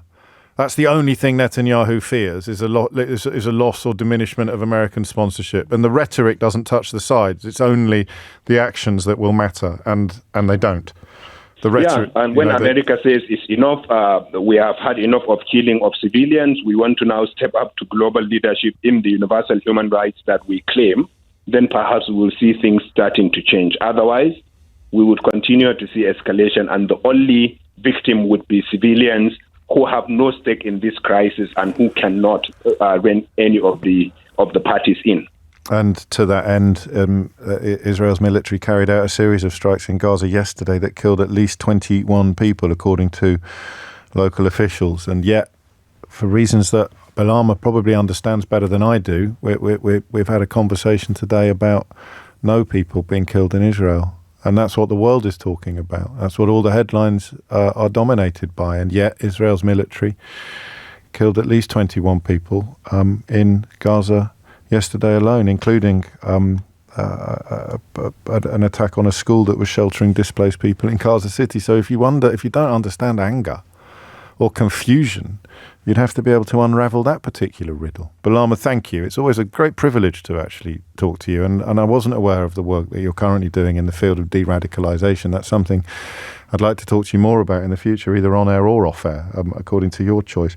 Speaking about people who are confused and angry, you heard me say a few moments ago to Balama that one of the problems is, of course, that all of the people with their fingers on the metaphorical and literal buttons are opposed to the two-state solution, by which I meant, most obviously, Iran, Hamas, Hezbollah, and Benjamin Netanyahu's government. They don't want a two-state solution. But Avi heard it differently. He's texted to say, no, James, the Iranians don't want a two-state solution.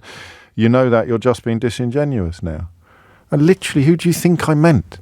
In the context of a conversation about people who fired bombs yesterday, you think I was somehow not referring to the people who fired missiles yesterday.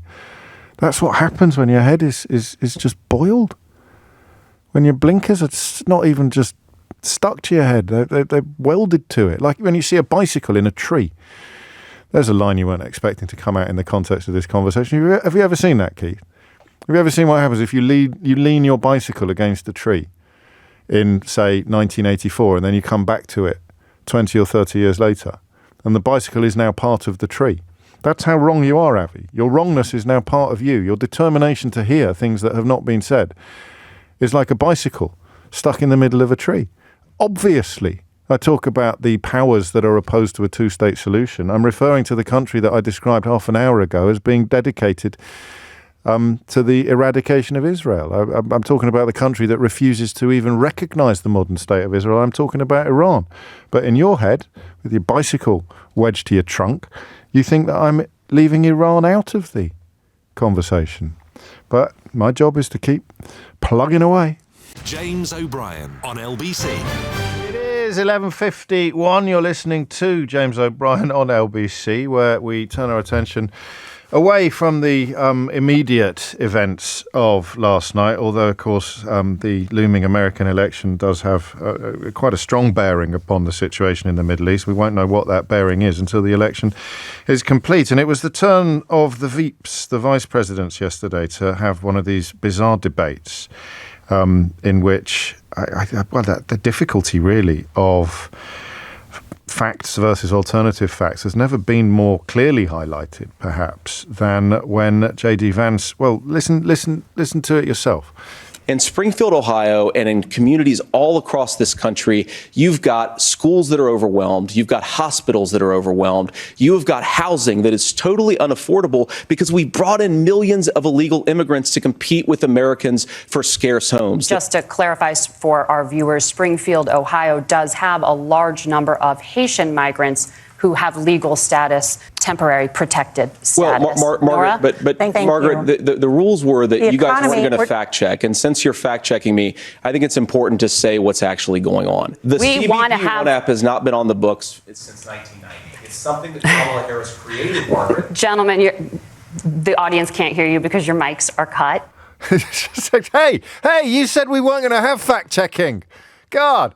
And I used to find that, well, I still somehow find elements of it funny, but the idea that will have any impact whatsoever upon support for the Donald Trump, J.D. Vance campaign, I'm afraid that idea left the building probably around the time Kellyanne Conway coined the phrase alternative facts to describe blatant lies, up to and including ultimately, although she wouldn't have known this at the time, lies about the 2020 election result, which J.D. Vance refused to refute again last night. So we turn now to Sarah Baxter, who's the director of the Marie Colvin Center in New York. Marie, one of the finest foreign correspondents ever to put pen to paper. She's also a columnist for The Standard and has just written a piece for them about the vice presidential debate. It's a tough one, this, Sarah, because given that the normal rules of engagement disappeared over the horizon some time ago, probably best evinced by the citing of alternative facts as a real thing, what do we actually look for now in a debate between these two characters, between Tim Walz and J.D. Vance? What does success look like? Success means getting the better of your opponent, whether or not you're using the right facts. I mean, Tim Walz has himself exaggerated a few details on occasion, nothing as egregious as J.D. Vance. But the truth is, Mr. Nice Guy from Minnesota, the guy with the vibes, the big dad energy, Tim Walz, he flubbed it. He normalized the guy that he once portrayed as weird, J.D. Vance. I couldn't believe it. That was not an outcome I was expecting. I thought J.D. Vance would be a smooth debater. I didn't expect Tim Walz to basically say, you and I are the nice guys in this. We could get along so well doing that kind of folksy thing about bipartisanship. And J.D. Vance, frankly, couldn't believe his luck. And this is, I think, is reflected in some of the betting markets immediately after the debate, in that Trump's campaign has come out of it stronger than Harris's. Is that an example of Tim Walz being punished for his attempts to be equable? I mean, it's an environment that doesn't welcome that kind of approach, and he has underestimated the role that vituperation's going to play. I think he had this idea. This must have been part of the Tim Walz game plan, because it was such a pattern, and I can't quite believe he was encouraged in this. But to sort of make him and J.D. Vance look okay and Donald Trump somehow weird, but he never really got on to critiquing Donald Trump effectively, and ended up on the back foot himself several times in the night over various issues, so including whether or not he was in Hong Kong at the time of the Tiananmen Square massacre, which was in 1989 and took place in Beijing. So it was a funny thing to be caught out on. Yes. But this was a kind of surreal moment. But the truth is, he let J.D. Vance get away with the they're eating the cats and dogs thing. He never once got under J.D. Vance's skin. By the end of the night, J.D. Vance is sort of relaxed, supremely confident, calling Governor Walz Tim as if they were all best friends. And it made viewers think, hey, maybe this guy's not that weird.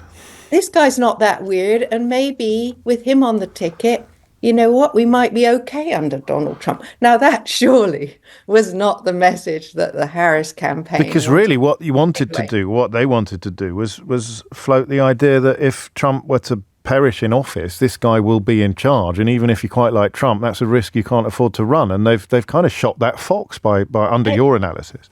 Yeah, they absolutely did. What Tim Walz should have done was said, look, this inexperienced guy, J.D. Vance, who, by the way, is 20 years younger than Tim Walz and less seasoned a politician, still got the better of him. This guy, J.D. Vance, is meaner, more misogynistic and horrible than Donald Trump. He's the epitome of the new weird in the Republican Party. And this is not what happened at all. This was almost like, well, if only Donald Trump could go, we could all get back to our nice business as usual consensus on Capitol Hill. You know, Walz, an ex-congressman for many years. So no newbie at this game, despite pretending he was. But maybe not used to knife fights. I mean, he might be a seasoned politician, but this is a battlefield upon which very few people have cut their teeth. Yeah, fair point. And J.D. Vance, with his hillbilly origins, went to Yale Law School and is a pretty polished debater. Yes. I mean, one thing, the media is always very upset with Kamala Harris and Tim Walz that they don't give enough interviews. And it did look like Walz was out of practice. There have been complaints that he's been kept in a bubble by the Harris campaign along with her, so he doesn't make any gaffes. So he comes out on the biggest night and makes a gaffe. He did, however, nail Vance on one thing which you highlighted, which is the servile attitude that J.D. Vance has towards Donald Trump, which means that he couldn't admit that Donald Trump lost the 2020 election. Vance was nailed on that one, and it may be the big quote takeaway of the night. Yeah, and then we're moving into the realm of that dreadful word optics. Finally, it was all to play for before, and it's still all to play for now. That's the kind of full stop on the events of last night. Yeah, I mean, it would have been great for the Democrats to get a bounce out of the night. In fact, a snap poll showed, maybe Vance winning on 42% and Walz on 41%. And then, of course, all the Democrats say, well, vice presidential debates don't matter anyway. And maybe they don't. But Harris could do with another burst of momentum. There's only a month to go. Indeed, there is. I said that was my final question. I've got one more, but you don't have to answer it. What on earth is an undecided in the context of a battle like this one? Well, I can tell you that CNN got their own undecided panel of 6 people who were so gormless that by the end of the night, 5 of them were still undecided. And one of them, encouragingly for the Democrats, said, well, I'm going to vote Harris because of that comment about from Vance about the 2020 election. About the election. Yeah, you're right. That has been picked up quite widely, although it's hard to imagine that seeing Trump lose a single established voter, someone already intending to vote for him, as a consequence of that being highlighted. Sarah Baxter, thank you, Director for the Marie Colvin Centre in New York and the former Deputy Editor of the Sunday Times.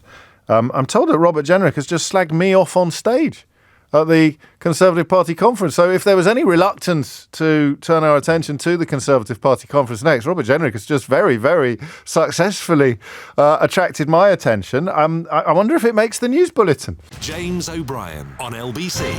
4 minutes after 12 is the time. You're listening to James O'Brien on LBC. I've got quite a lot to get through in the second half of the programme. The schedule was that Natasha would join us at 12:35 to have a little look at the speeches given by the 4 Tory leadership candidates while we've been on air. We're going to jump that gun a little bit because one of them has just revealed live on the conference stage that I live rent-free in his head. So you'll forgive me for wanting to draw a little bit of your attention to that. And then I'm very keen to find out more about James Graham's campaign, the playwright and screenwriter, very, very nascent campaign, and by which I mean really there isn't a campaign. All he's done is essentially sort of say, wouldn't it be good if we could keep these iconic cooling towers and the sort of borders of the East Midlands and South Yorkshire? And I completely agree. I think they're incredibly beautiful structures at Ratcliffe-on-Soar. As the power station shuts down, the cooling towers ideally would remain as a testament to man's dominion over nature, or indeed as the sort of dark satanic mills of the 20th century, as opposed to the century that William Blake was writing about when he coined that phrase. But look, can I confide in you quickly, briefly? Sometimes when I'm doing the work of the angels, I wonder whether whatever the opposite of the angels is, I wonder whether it works, whether it lands.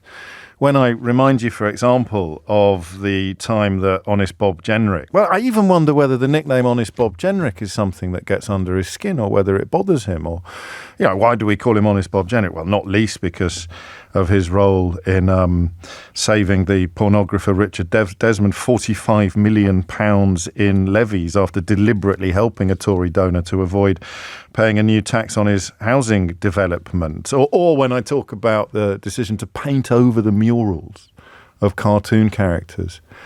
This isn't funny, actually. I'm tickled pink by what I'm about to play to you, but there's nothing funny about looking at a processing centre for unaccompanied child asylum seekers and thinking, let's make it even less welcoming. What can we do?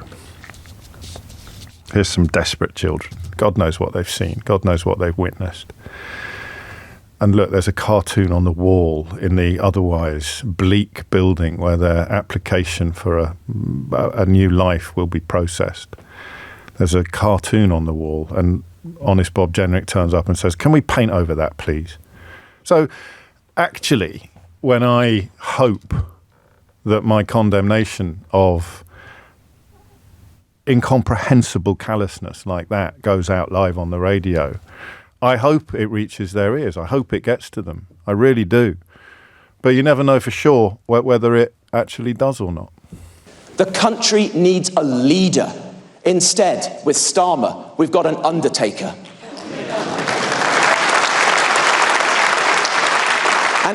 And what about the cabinet?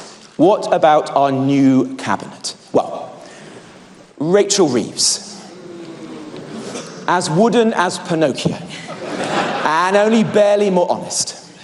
And then we've got Ed Miliband. Whoever tells you the grown-ups are back in charge, look at Ed Miliband. A Wallace missing his grommet. And then, there's David Lammy, our Foreign Secretary. Living proof that there is a more annoying LBC presenter than James O'Brien. I love that. Why does he pause for special effect when he's talking about the black man? And then there's David. What is it about David that means he gets a sort of separate or a specific little nudge that he believes his audience at the Conservative Party conference will respond to?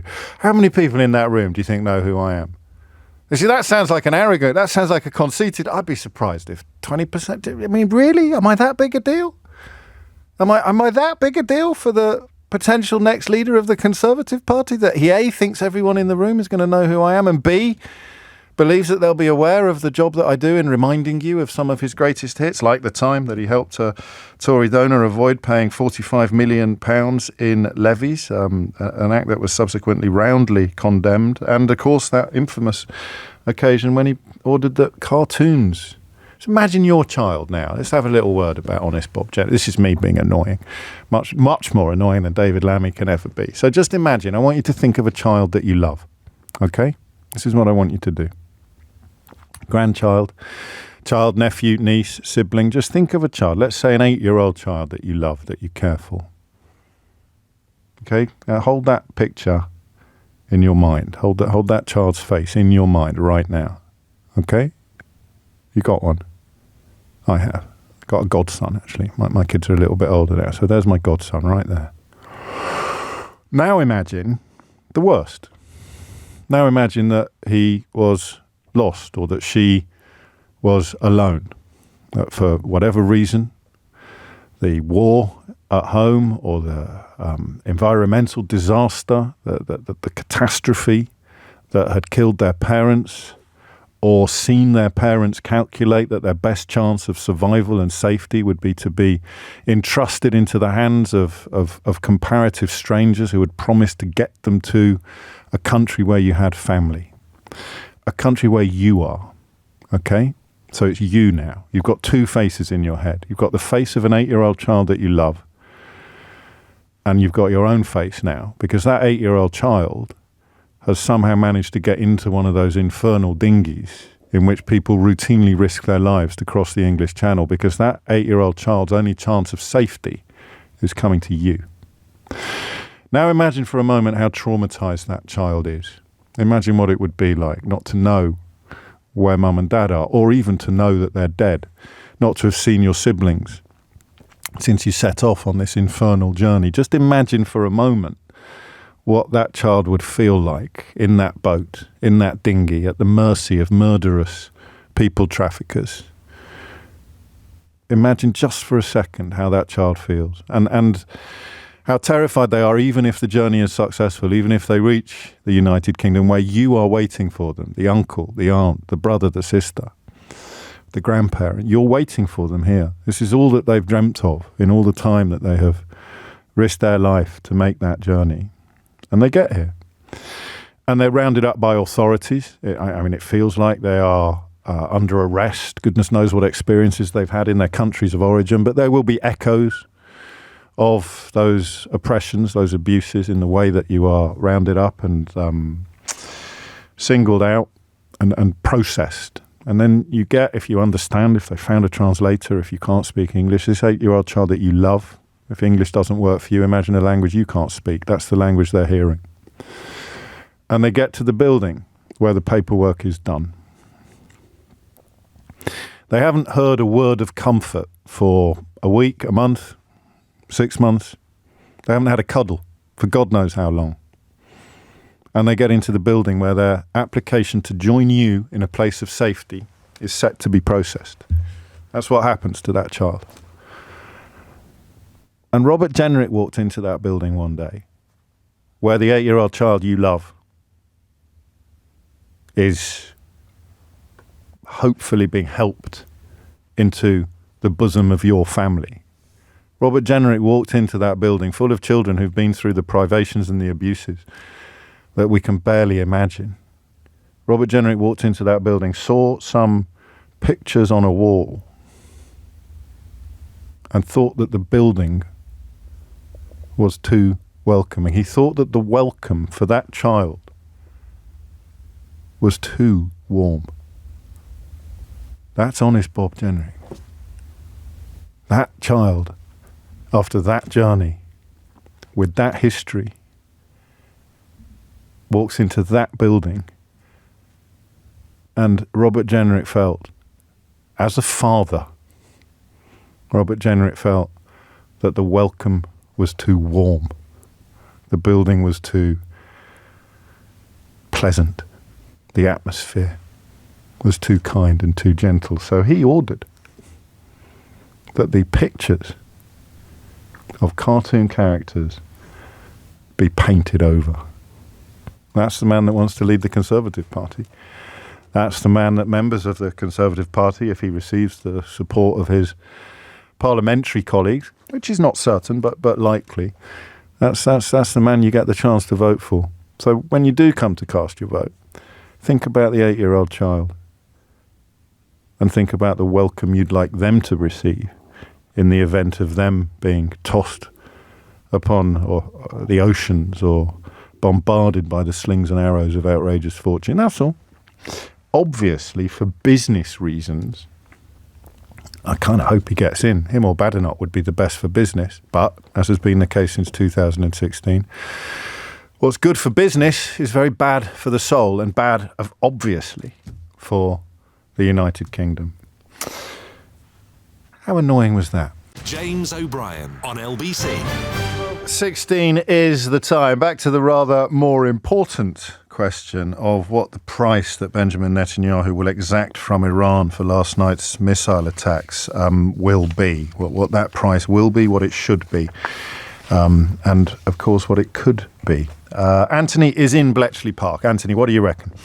James, good afternoon. I'm very glad I followed your monologue on Jenrick rather than your last learned caller on the Middle East crisis.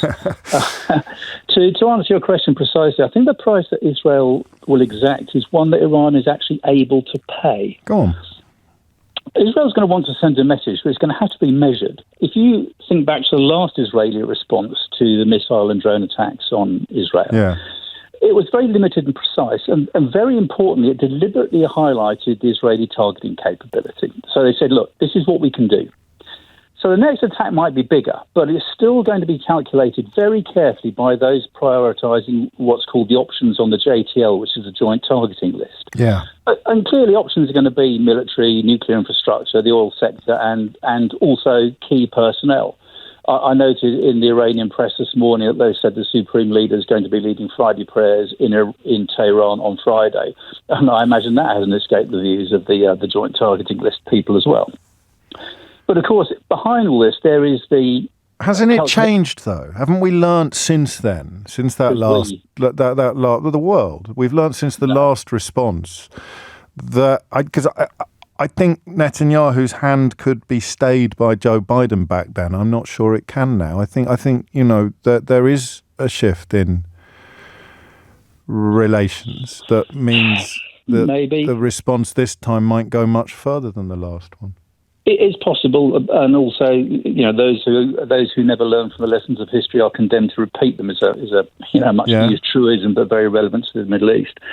But speaking to your comment on the risk of escalation, the US is going to be working like 10 men to ensure that any attack doesn't cause even a greater escalation, which, of course, from an American perspective, could risk the lives of their personnel. They've still got the guts of 2,500 people in Iraq. So surgical strikes on proven potential threats. That is, I think, a credible response from Israel. And it would be hard to object to that. Exactly, and also that speaks to my point about it's got to be a price that Iran is able to pay, and also that it can almost able to justify to its people. But it would be the first time arguably since October the 7th, but certainly since the beginning of this year, that Benjamin Netanyahu had acknowledged the caution being urged upon him by his allies. Or the second time, actually, and the first time would be the Iran example, wouldn't it? There's a first time for everything. And the other thing I would caution on this, and this is not cautioning you, it's just a caution perhaps the armchair strategist, is that the attack on Israel, I've read a huge amount of material on it, of the latest attack. I mean, yes, they used 180 ballistic missiles, but at the end of the day, that's a fraction of what Iran actually could unleash if they wanted to. Is it? Yes, God, they've got thousands of missiles. Okay. I mean, Hezbollah had 150,000 missiles and drones. Yes. But that's what they've exported from Iran to Lebanese. So it's brinksmanship then, what you're describing. I mean, Israel's not going to unleash its full capabilities on Iran or Lebanon or Gaza, and I don't think so. and Hezbollah, and more pertinently this afternoon now, Iran is not going to go all in on its capabilities as well. And I think not. The other thing is, if I can just speak to the severity of the attack, I watched a lot of video on it and some live streaming from colleagues in Tel Aviv, and the one thing that struck me was that, missiles did get through. And again, it was a coordinated air defence package. Both the UK, the US and Jordan were all involved, as well as the Israeli Iron Dome system and two other air defence systems that they use. But at the end of the day, the missiles that Iran said they fired was the Fatah 1 ballistic missile. Now, to give some context, that carries between 350 and 450 kilo payload. So that's like a large-sized car.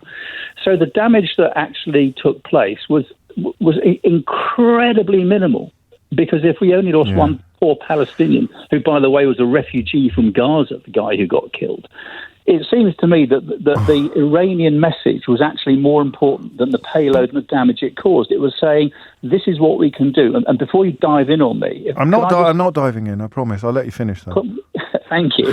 If I could just refer to the court to a tweet in Elon Musk's online sewer from the Iranian Foreign Minister, Abbas Araghchi. He posted a tweet after the attack that said, and I'm quoting here, "Our action is concluded unless the Israeli regime decides to invite further retaliation. In that scenario, our response will be stronger and more powerful." Okay. But the key bit from that is that to me says that Tehran is sending a message. Our action is concluded. Now, of course, if Israel chooses to respond, then Iran has said, well, we told you so, we'll fire back. Okay. But actually, I feel that they are still trying to draw a line under this, and they are trying to make the point that they do not want a major escalation because it serves nobody's interests. It doesn't serve Israel's interest. It certainly doesn't serve You sure Iran's it doesn't serve Israel's interest, but it might serve Benjamin Netanyahu's?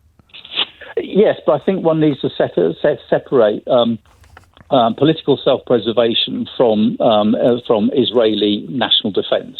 I know the two are interlinked in the sense that he's the prime minister, but at the end of the day, an awful lot of Israelis do not support what he does. So we are seeing a dichotomy where... Although they're more likely to support action on that border than they are on the border with Gaza now. I think taking out Hezbollah in this way has landed very differently from the continuing killing of civilians in pursuit of Hamas terrorists.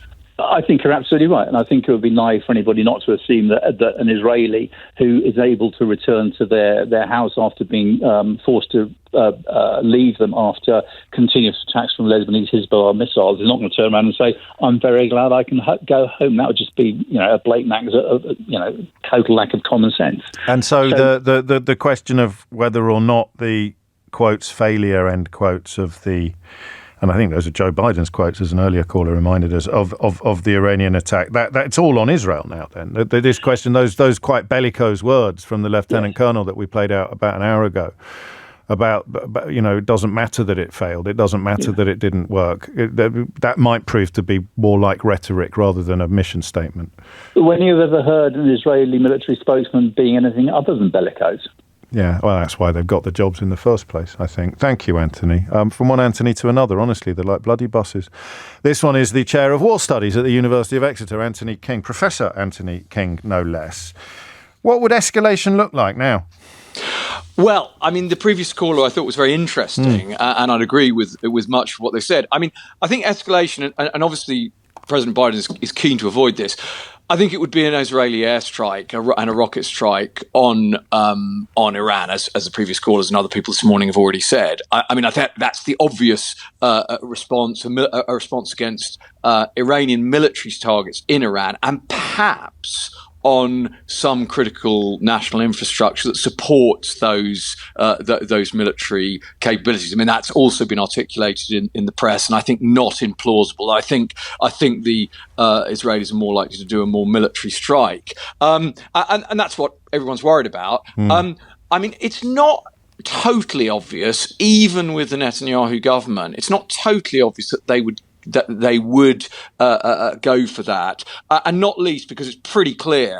I mean, one of the reasons the Americans provided additional Iron Dome air defense, it seems to me, is because they're desperately keen not for this to turn into an Israeli-Iranian war, an exchange of missiles and rockets and air delivered bombs across each border. So I think escalation is dangerously likely, i.e. a retaliation to which Iran must retaliate.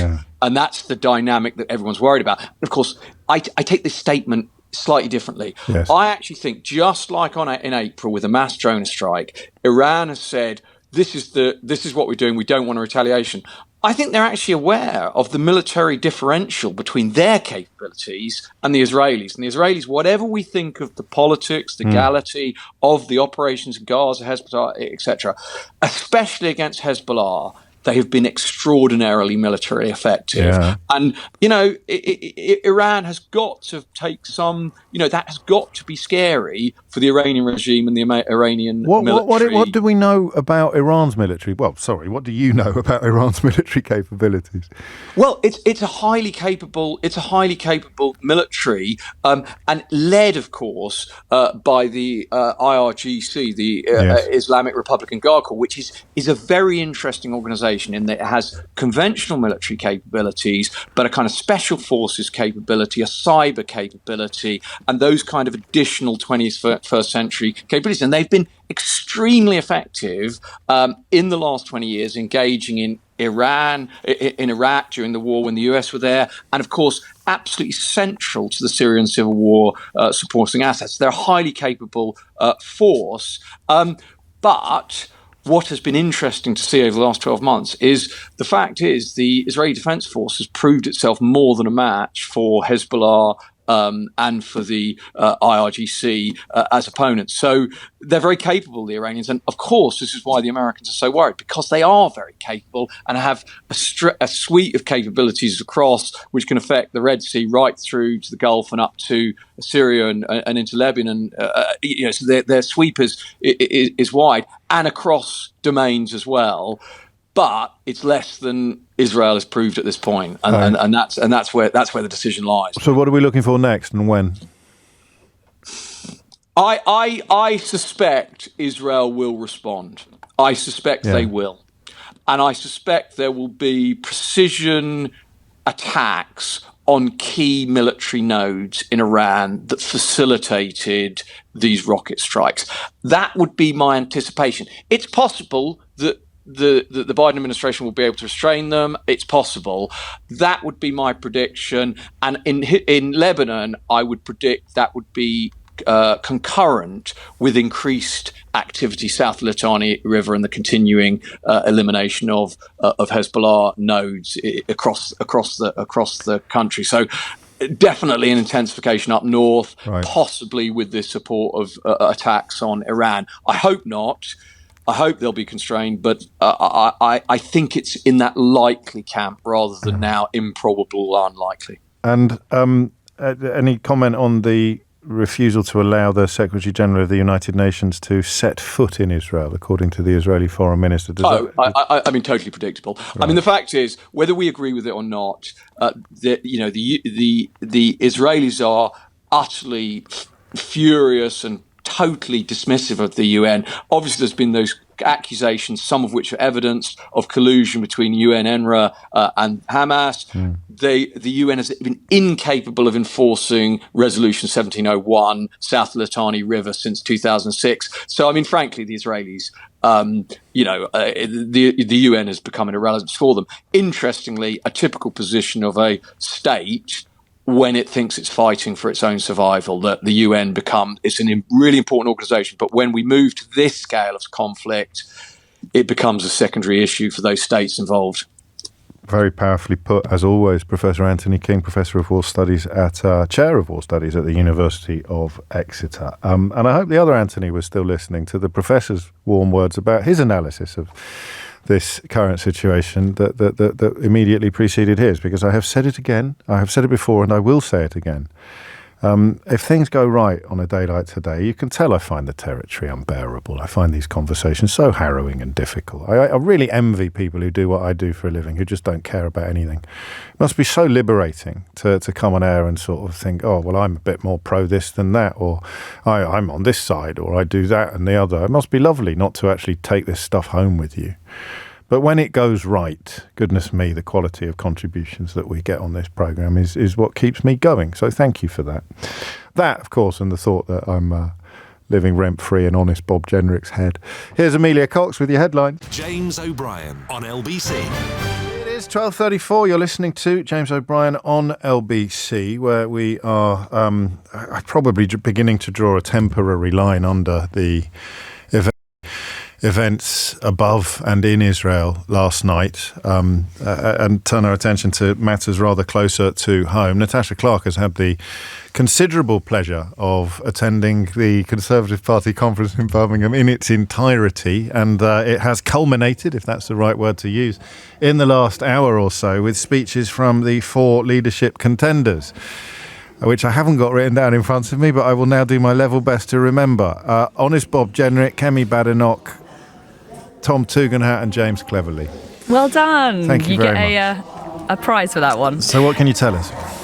So it's the final day of the Conservative Party conference here in Birmingham, and it is their, of course, final chance for those four leadership rivals to address the party members. And after 4 days of hobnobbing, schmoozing, drinking, canapes, no sleep, and having to smile and talk to people you'd rather not, the four candidates have taken to the stage to give their final pitches. Here is what the four candidates, Tom Tugendhat, James Cleverly, Robert Jenrick and Kemi Badenoch, had to say.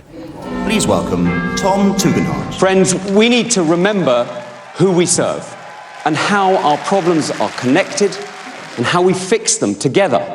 We need to give young people the chance to own a home, connect that home to work and that work to growth. That's our route back. That's how we win again. James Cleverly. Let's rebuild this party of ours with one purpose: to turn the page on this useless Labour government, to get to government, to look to the future with one voice and say that it is morning once again in this great country of ours. Robert Jenrick. A Conservative opposition facing a big choice: to go along with a failed consensus that is driving our country into the ground, or to have the courage, to summon the courage to change course. Join me, work with me in this new Conservative Party. Kemi Badenoch. For too long, politicians have been scared of the truth.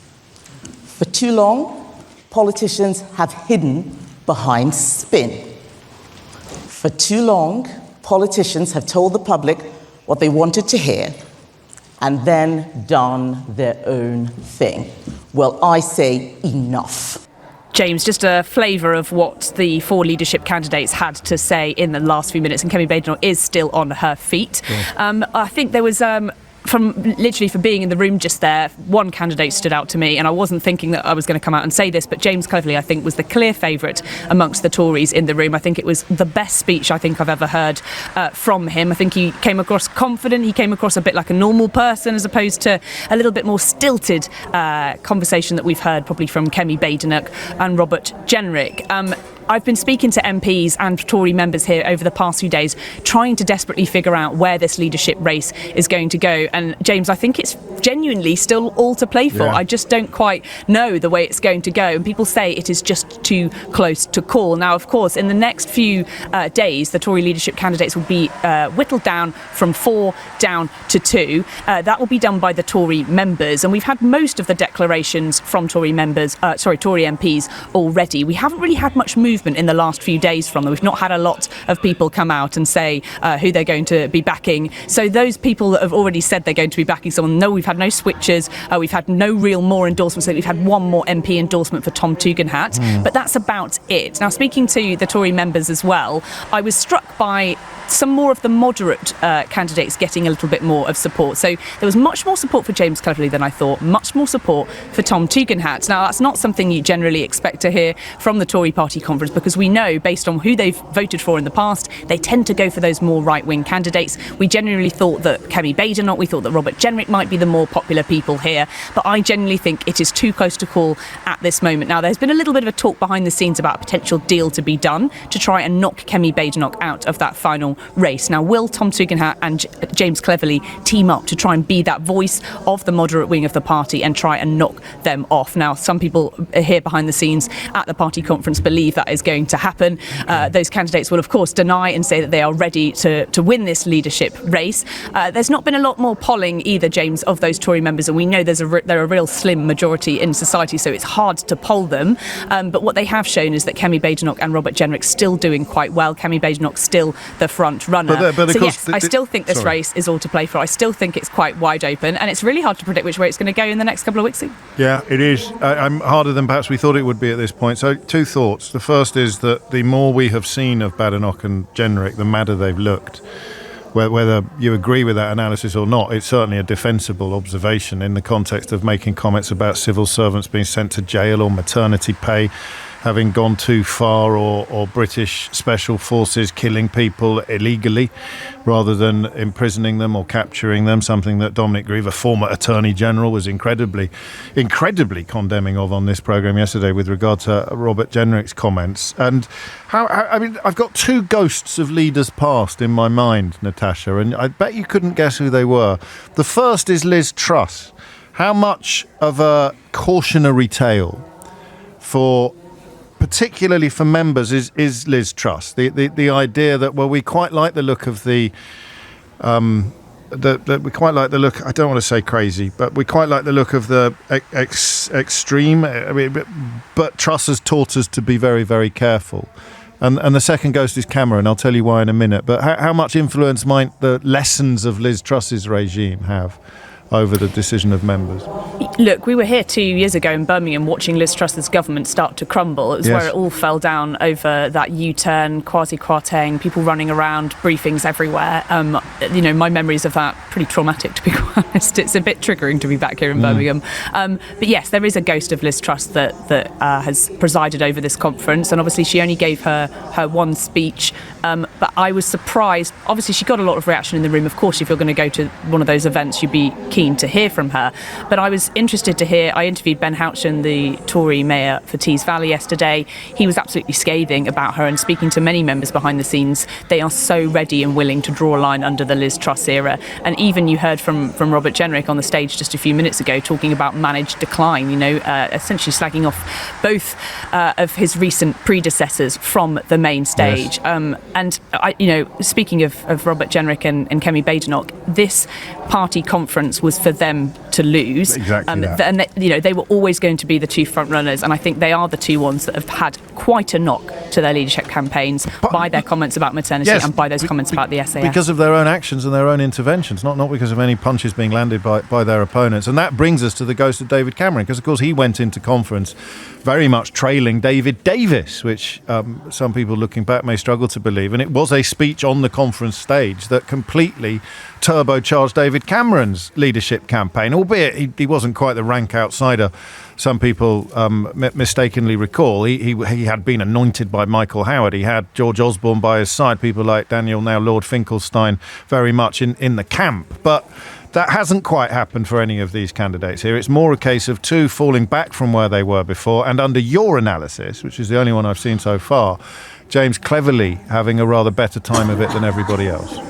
If there was a David Cameron moment, then it was for James Cleverly to seize the stage today. I genuinely think that was the best speech that I've seen from him, and I think sometimes he does struggle. I've seen him where he struggled to keep a room together, where some of his language is absolutely bombed amongst a crowd, but I think that the speech on stage today was really pitch perfect from him, so I am very surprised that he has come out on top of my analysis today. But let's see how it lands, and let's see how Kemi Badenoch lands. And she's just finishing up in the hall right now, getting what I can hear is quite a good reception. And like I say, she was the front runner. She has had a lot of Tory members and MPs here questioning whether they want to take the risk of Kemi Badenoch, right? She might be getting in the headlines. She might be saying what she believes are quite hard truths. But the fact is, she's going to get into rows. Her comments are going to be, quote, misrepresented.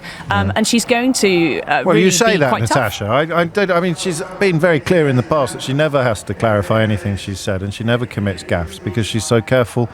I believe that interview was just one short week ago. Was it Harold Wilson who said that a week is a long time in politics? I wonder if she's changed her own mind about her own ability. And I don't know if you've seen this yet, but it's been reported by Bloomberg that she's running her leadership campaign from the home of a man who used to be in charge of the Institute of Economic Affairs. So, oh no, it's the ghost of Liz Truss have come back again. Yeah, well, also, of course, elements of hypocrisy over people who made much of Keir Starmer's use of properties owned by Lord Wahid Ali, which have been declared. And of course, I don't think Badenoch would have been required to declare this yet. So what are the odds? I'm going to tell you something that I shouldn't tell you. Do you remember when I told you that an extremely interesting source had suggested to me that Rishi Sunak was about to call a general election? And we were both quite dismissive, but you more than me. I do remember. I remember that very vividly. It's something I tried to block out of my memory, but I unfortunately still remember it. We didn't hold you to your promise to resign, if that turned out to be true. And for that, I think we're all grateful. But a very, very similar source has told me that they think it's going to be a Tugendhat Cleverly runoff. Really? What are the odds? I don't think that's going to happen purely because of the amount of support that Robert Jenrick has amongst the MPs. Yeah. And Kemi Badenoch will say it's because he's been offering people jobs left, right and centre. But he has come out of the MP race incredibly well so far, and I don't imagine that support will be dropping off anytime soon. I think there is probably only room for one candidate on each side of the party on that. Special forces stuff, that's going to have affected a lot of people who would have been leaning towards him. Yeah, absolutely. And I think he's really muddled this. And I was speaking to a source close to Ben Wallace about this last night, who said that, look, he is technically right in what he says about the SAS and making those decisions, but they're not the ones making those calls. It's the Secretary of State. It's the Prime Minister that's making those really key. It's got nothing to do with the boys and women and girls on the ground. So the source close to Ben Wallace said they really felt that Robert Jenrick has really muddled his words on that one. And you've seen it from Tom Tugendhat, and you've seen James Cleverly, and obviously those voices of authority, because they've been in the army, they've been in the armed forces, they know what it's like on the front line. And I think that's what you heard from James Cleverly and Tom Tugendhat on the stage today, both trumpeting their military services record, a clear dig. And Jenrick has unwittingly reminded conference of that difference on their CVs. Final question is, can you think of any reason why only one of the four Conservative candidates appears to have a mild obsession with me? Yes, Robert Jenrick clearly is your biggest fan. What am I doing wrong with the other three? This is outrageous. Well, I thought that Kemi may give a nod to you. If it's a joke that was going to be made, I would have thought that she was going to make it. But yes, clearly he's been spending a lot of time listening to LBC and clearly really loves your stuff. Will you make sure he knows the number? 0345 6060 973. My door and indeed my phone lines are always open. I'll let him know. I'll send a message to his team right now. So tell him whenever he wants to come on, he is more than willing to have a space on LBC to discuss whatever he wants with you. Yeah, absolutely. Especially if he wins. Natasha Clark, many thanks indeed. The time now is 12:46. Up next, James Graham, OBE FRSL, to wax lyrical and call for the preservation of possibly the most iconic architecture, 20th century architecture that plays the biggest memories. James O'Brien on LBC.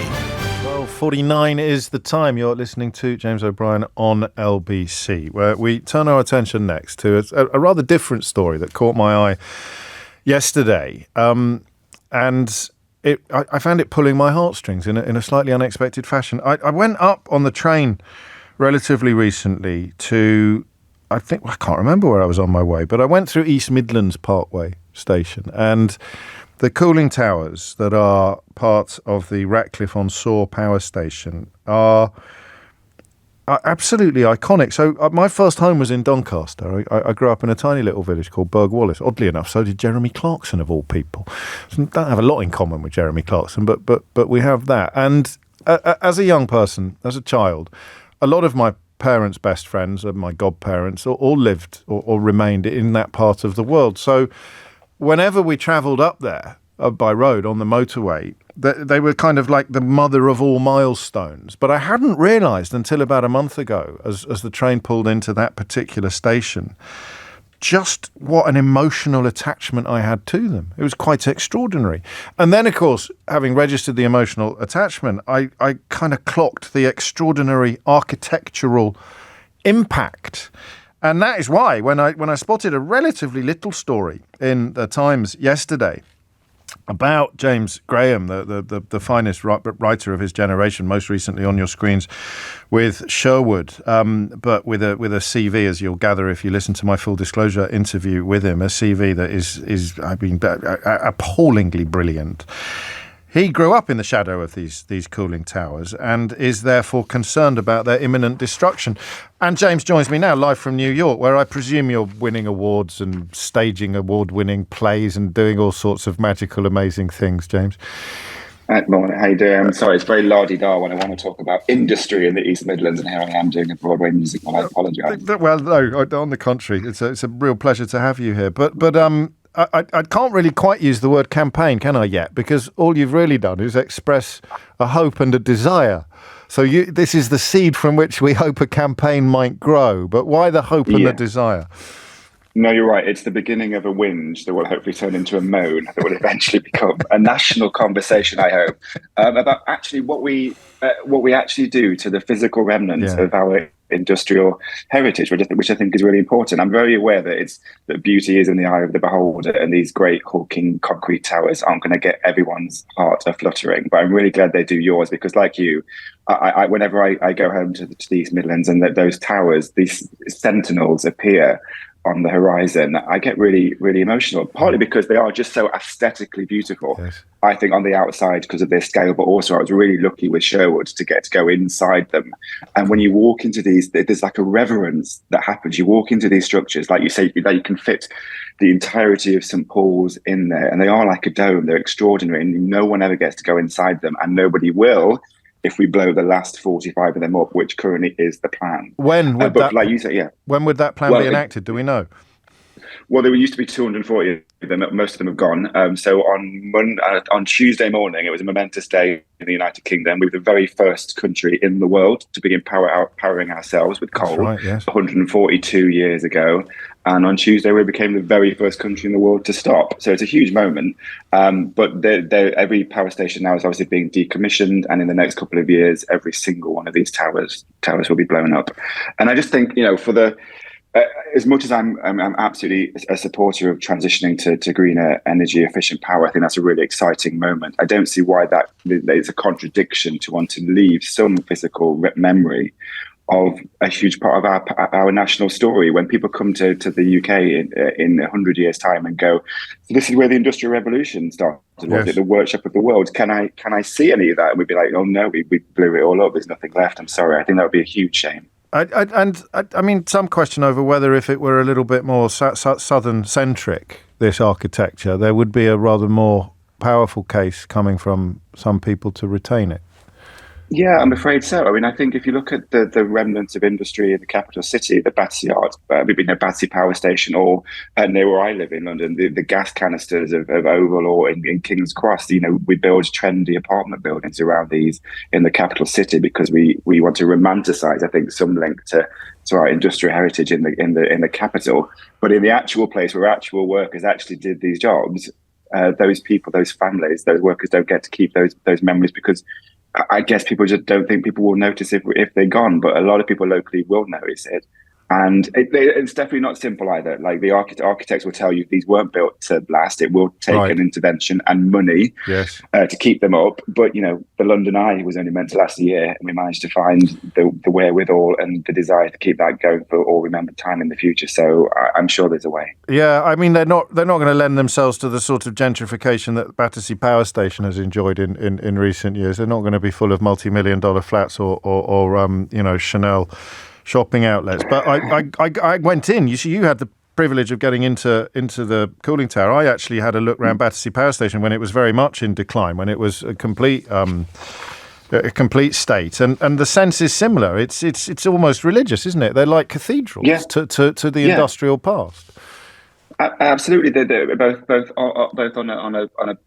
on a level of memory, remembering that we used to build these kinds of structures and that we used to power ourselves, and we can be very proud of that heritage. But also, just architecturally, they are so beautiful.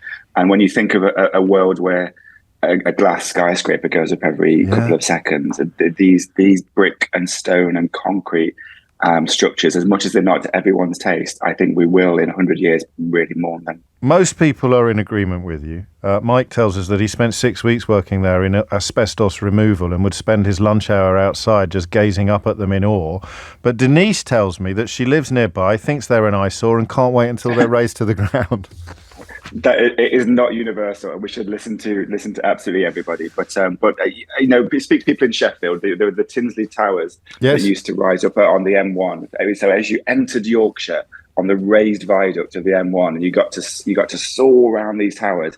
People tried to save those in 2008. They didn't. They're gone now. All you get is a view of Meadowhall. No disrespect to Meadowhall. It's a great place to get your Christmas presents, but it does not, storytelling-wise, tell me anything about the North or the Midlands or our heritage. And so, it's in the eye of the beholder. I respect those viewpoints. Can we just keep a couple? That's all I want. It doesn't have to be 8. Can we just keep a couple so that school children can stand in that footprint in years to come? I think one in New Zealand has been turned into a bungee jumping centre, so you never know what new form they might take. While we have you, just for a minute more before you get back to rehearsals, what are you doing in New York? What are you rehearsing? It is a musical which Elton John has written the songs for, and I told you. Honestly, interviewing this guy is just the most extraordinary. What's that you say? Oh, Elton John, is it? I'm sorry, he's an up-and-coming composer. I think good things for him in the future, and he can't believe he's working with James Graham. No, and he's a big fan of cooling towers and power stations, I believe. So I'm hoping he'll join the campaign. What's it like doing a musical? How is it different from because Sherwood has just been wowing everybody on television screens, of course. But as a writer, what's the gear shift? What's the gear change? Thank you. Yeah, it's just more. It's a collaboration. As a playwright or a screenwriter, it's just you. When you're doing a TV drama or a play in a musical, you've got a choreographer doing tap dancing, and you've got a musical director teaching people songs, and you get to spread the stress. But you just feel less lonely, frankly. And I've got like 20 people tap dancing in a room next door, so it's really fun. Well, we better let you get back to them, James Graham. It's such a pleasure to speak to you always, and again, I'm sort of quite moved by the fact that you are as moved. I know, a lot closer to your childhood than they are to mine, but these cooling towers, let's see what we can do to get behind attempts to save them. I'm going to end with something I've never done before. I'm going to end with a quote from Margaret Thatcher. I don't know if you're aware of this, but Robert Jenrick's daughter has Thatcher as a middle name. But she had a view on the relationship between journalists and politicians. She said in a speech to the Institute of Journalists, she said, "I'm bound to say that I'm reasonably satisfied with the traditional arrangement under which we politicians leave you journalists to get on with your job, while you journalists tell us how to do ours. It's an arrangement which, for all its exasperations, is essential to the functioning of parliamentary democracy. Guardians of the public conscience you may be, and it is a noble role. Formers of public opinion you certainly are, but you are also, and it is in this that your value largely consists, you are also reflectors of the public mind. Without you, politicians would easily find themselves living in a cosy little world of their own imagining, blissfully ignorant, until too late, of what the people thought of them and of their policies. Margaret Thatcher there, with some interesting thoughts. That's it from me for another day. You can, of course, rewind and listen back to all of the show on Global Player, where you can also pause all live radio and listen to a range of our podcasts. Download now for free from your app store or head to globalplayer.com. Coming up at 4 on LBC, it's Tom Swarbrick, but now it's Sheila Fogarty. James O'Brien on LBC.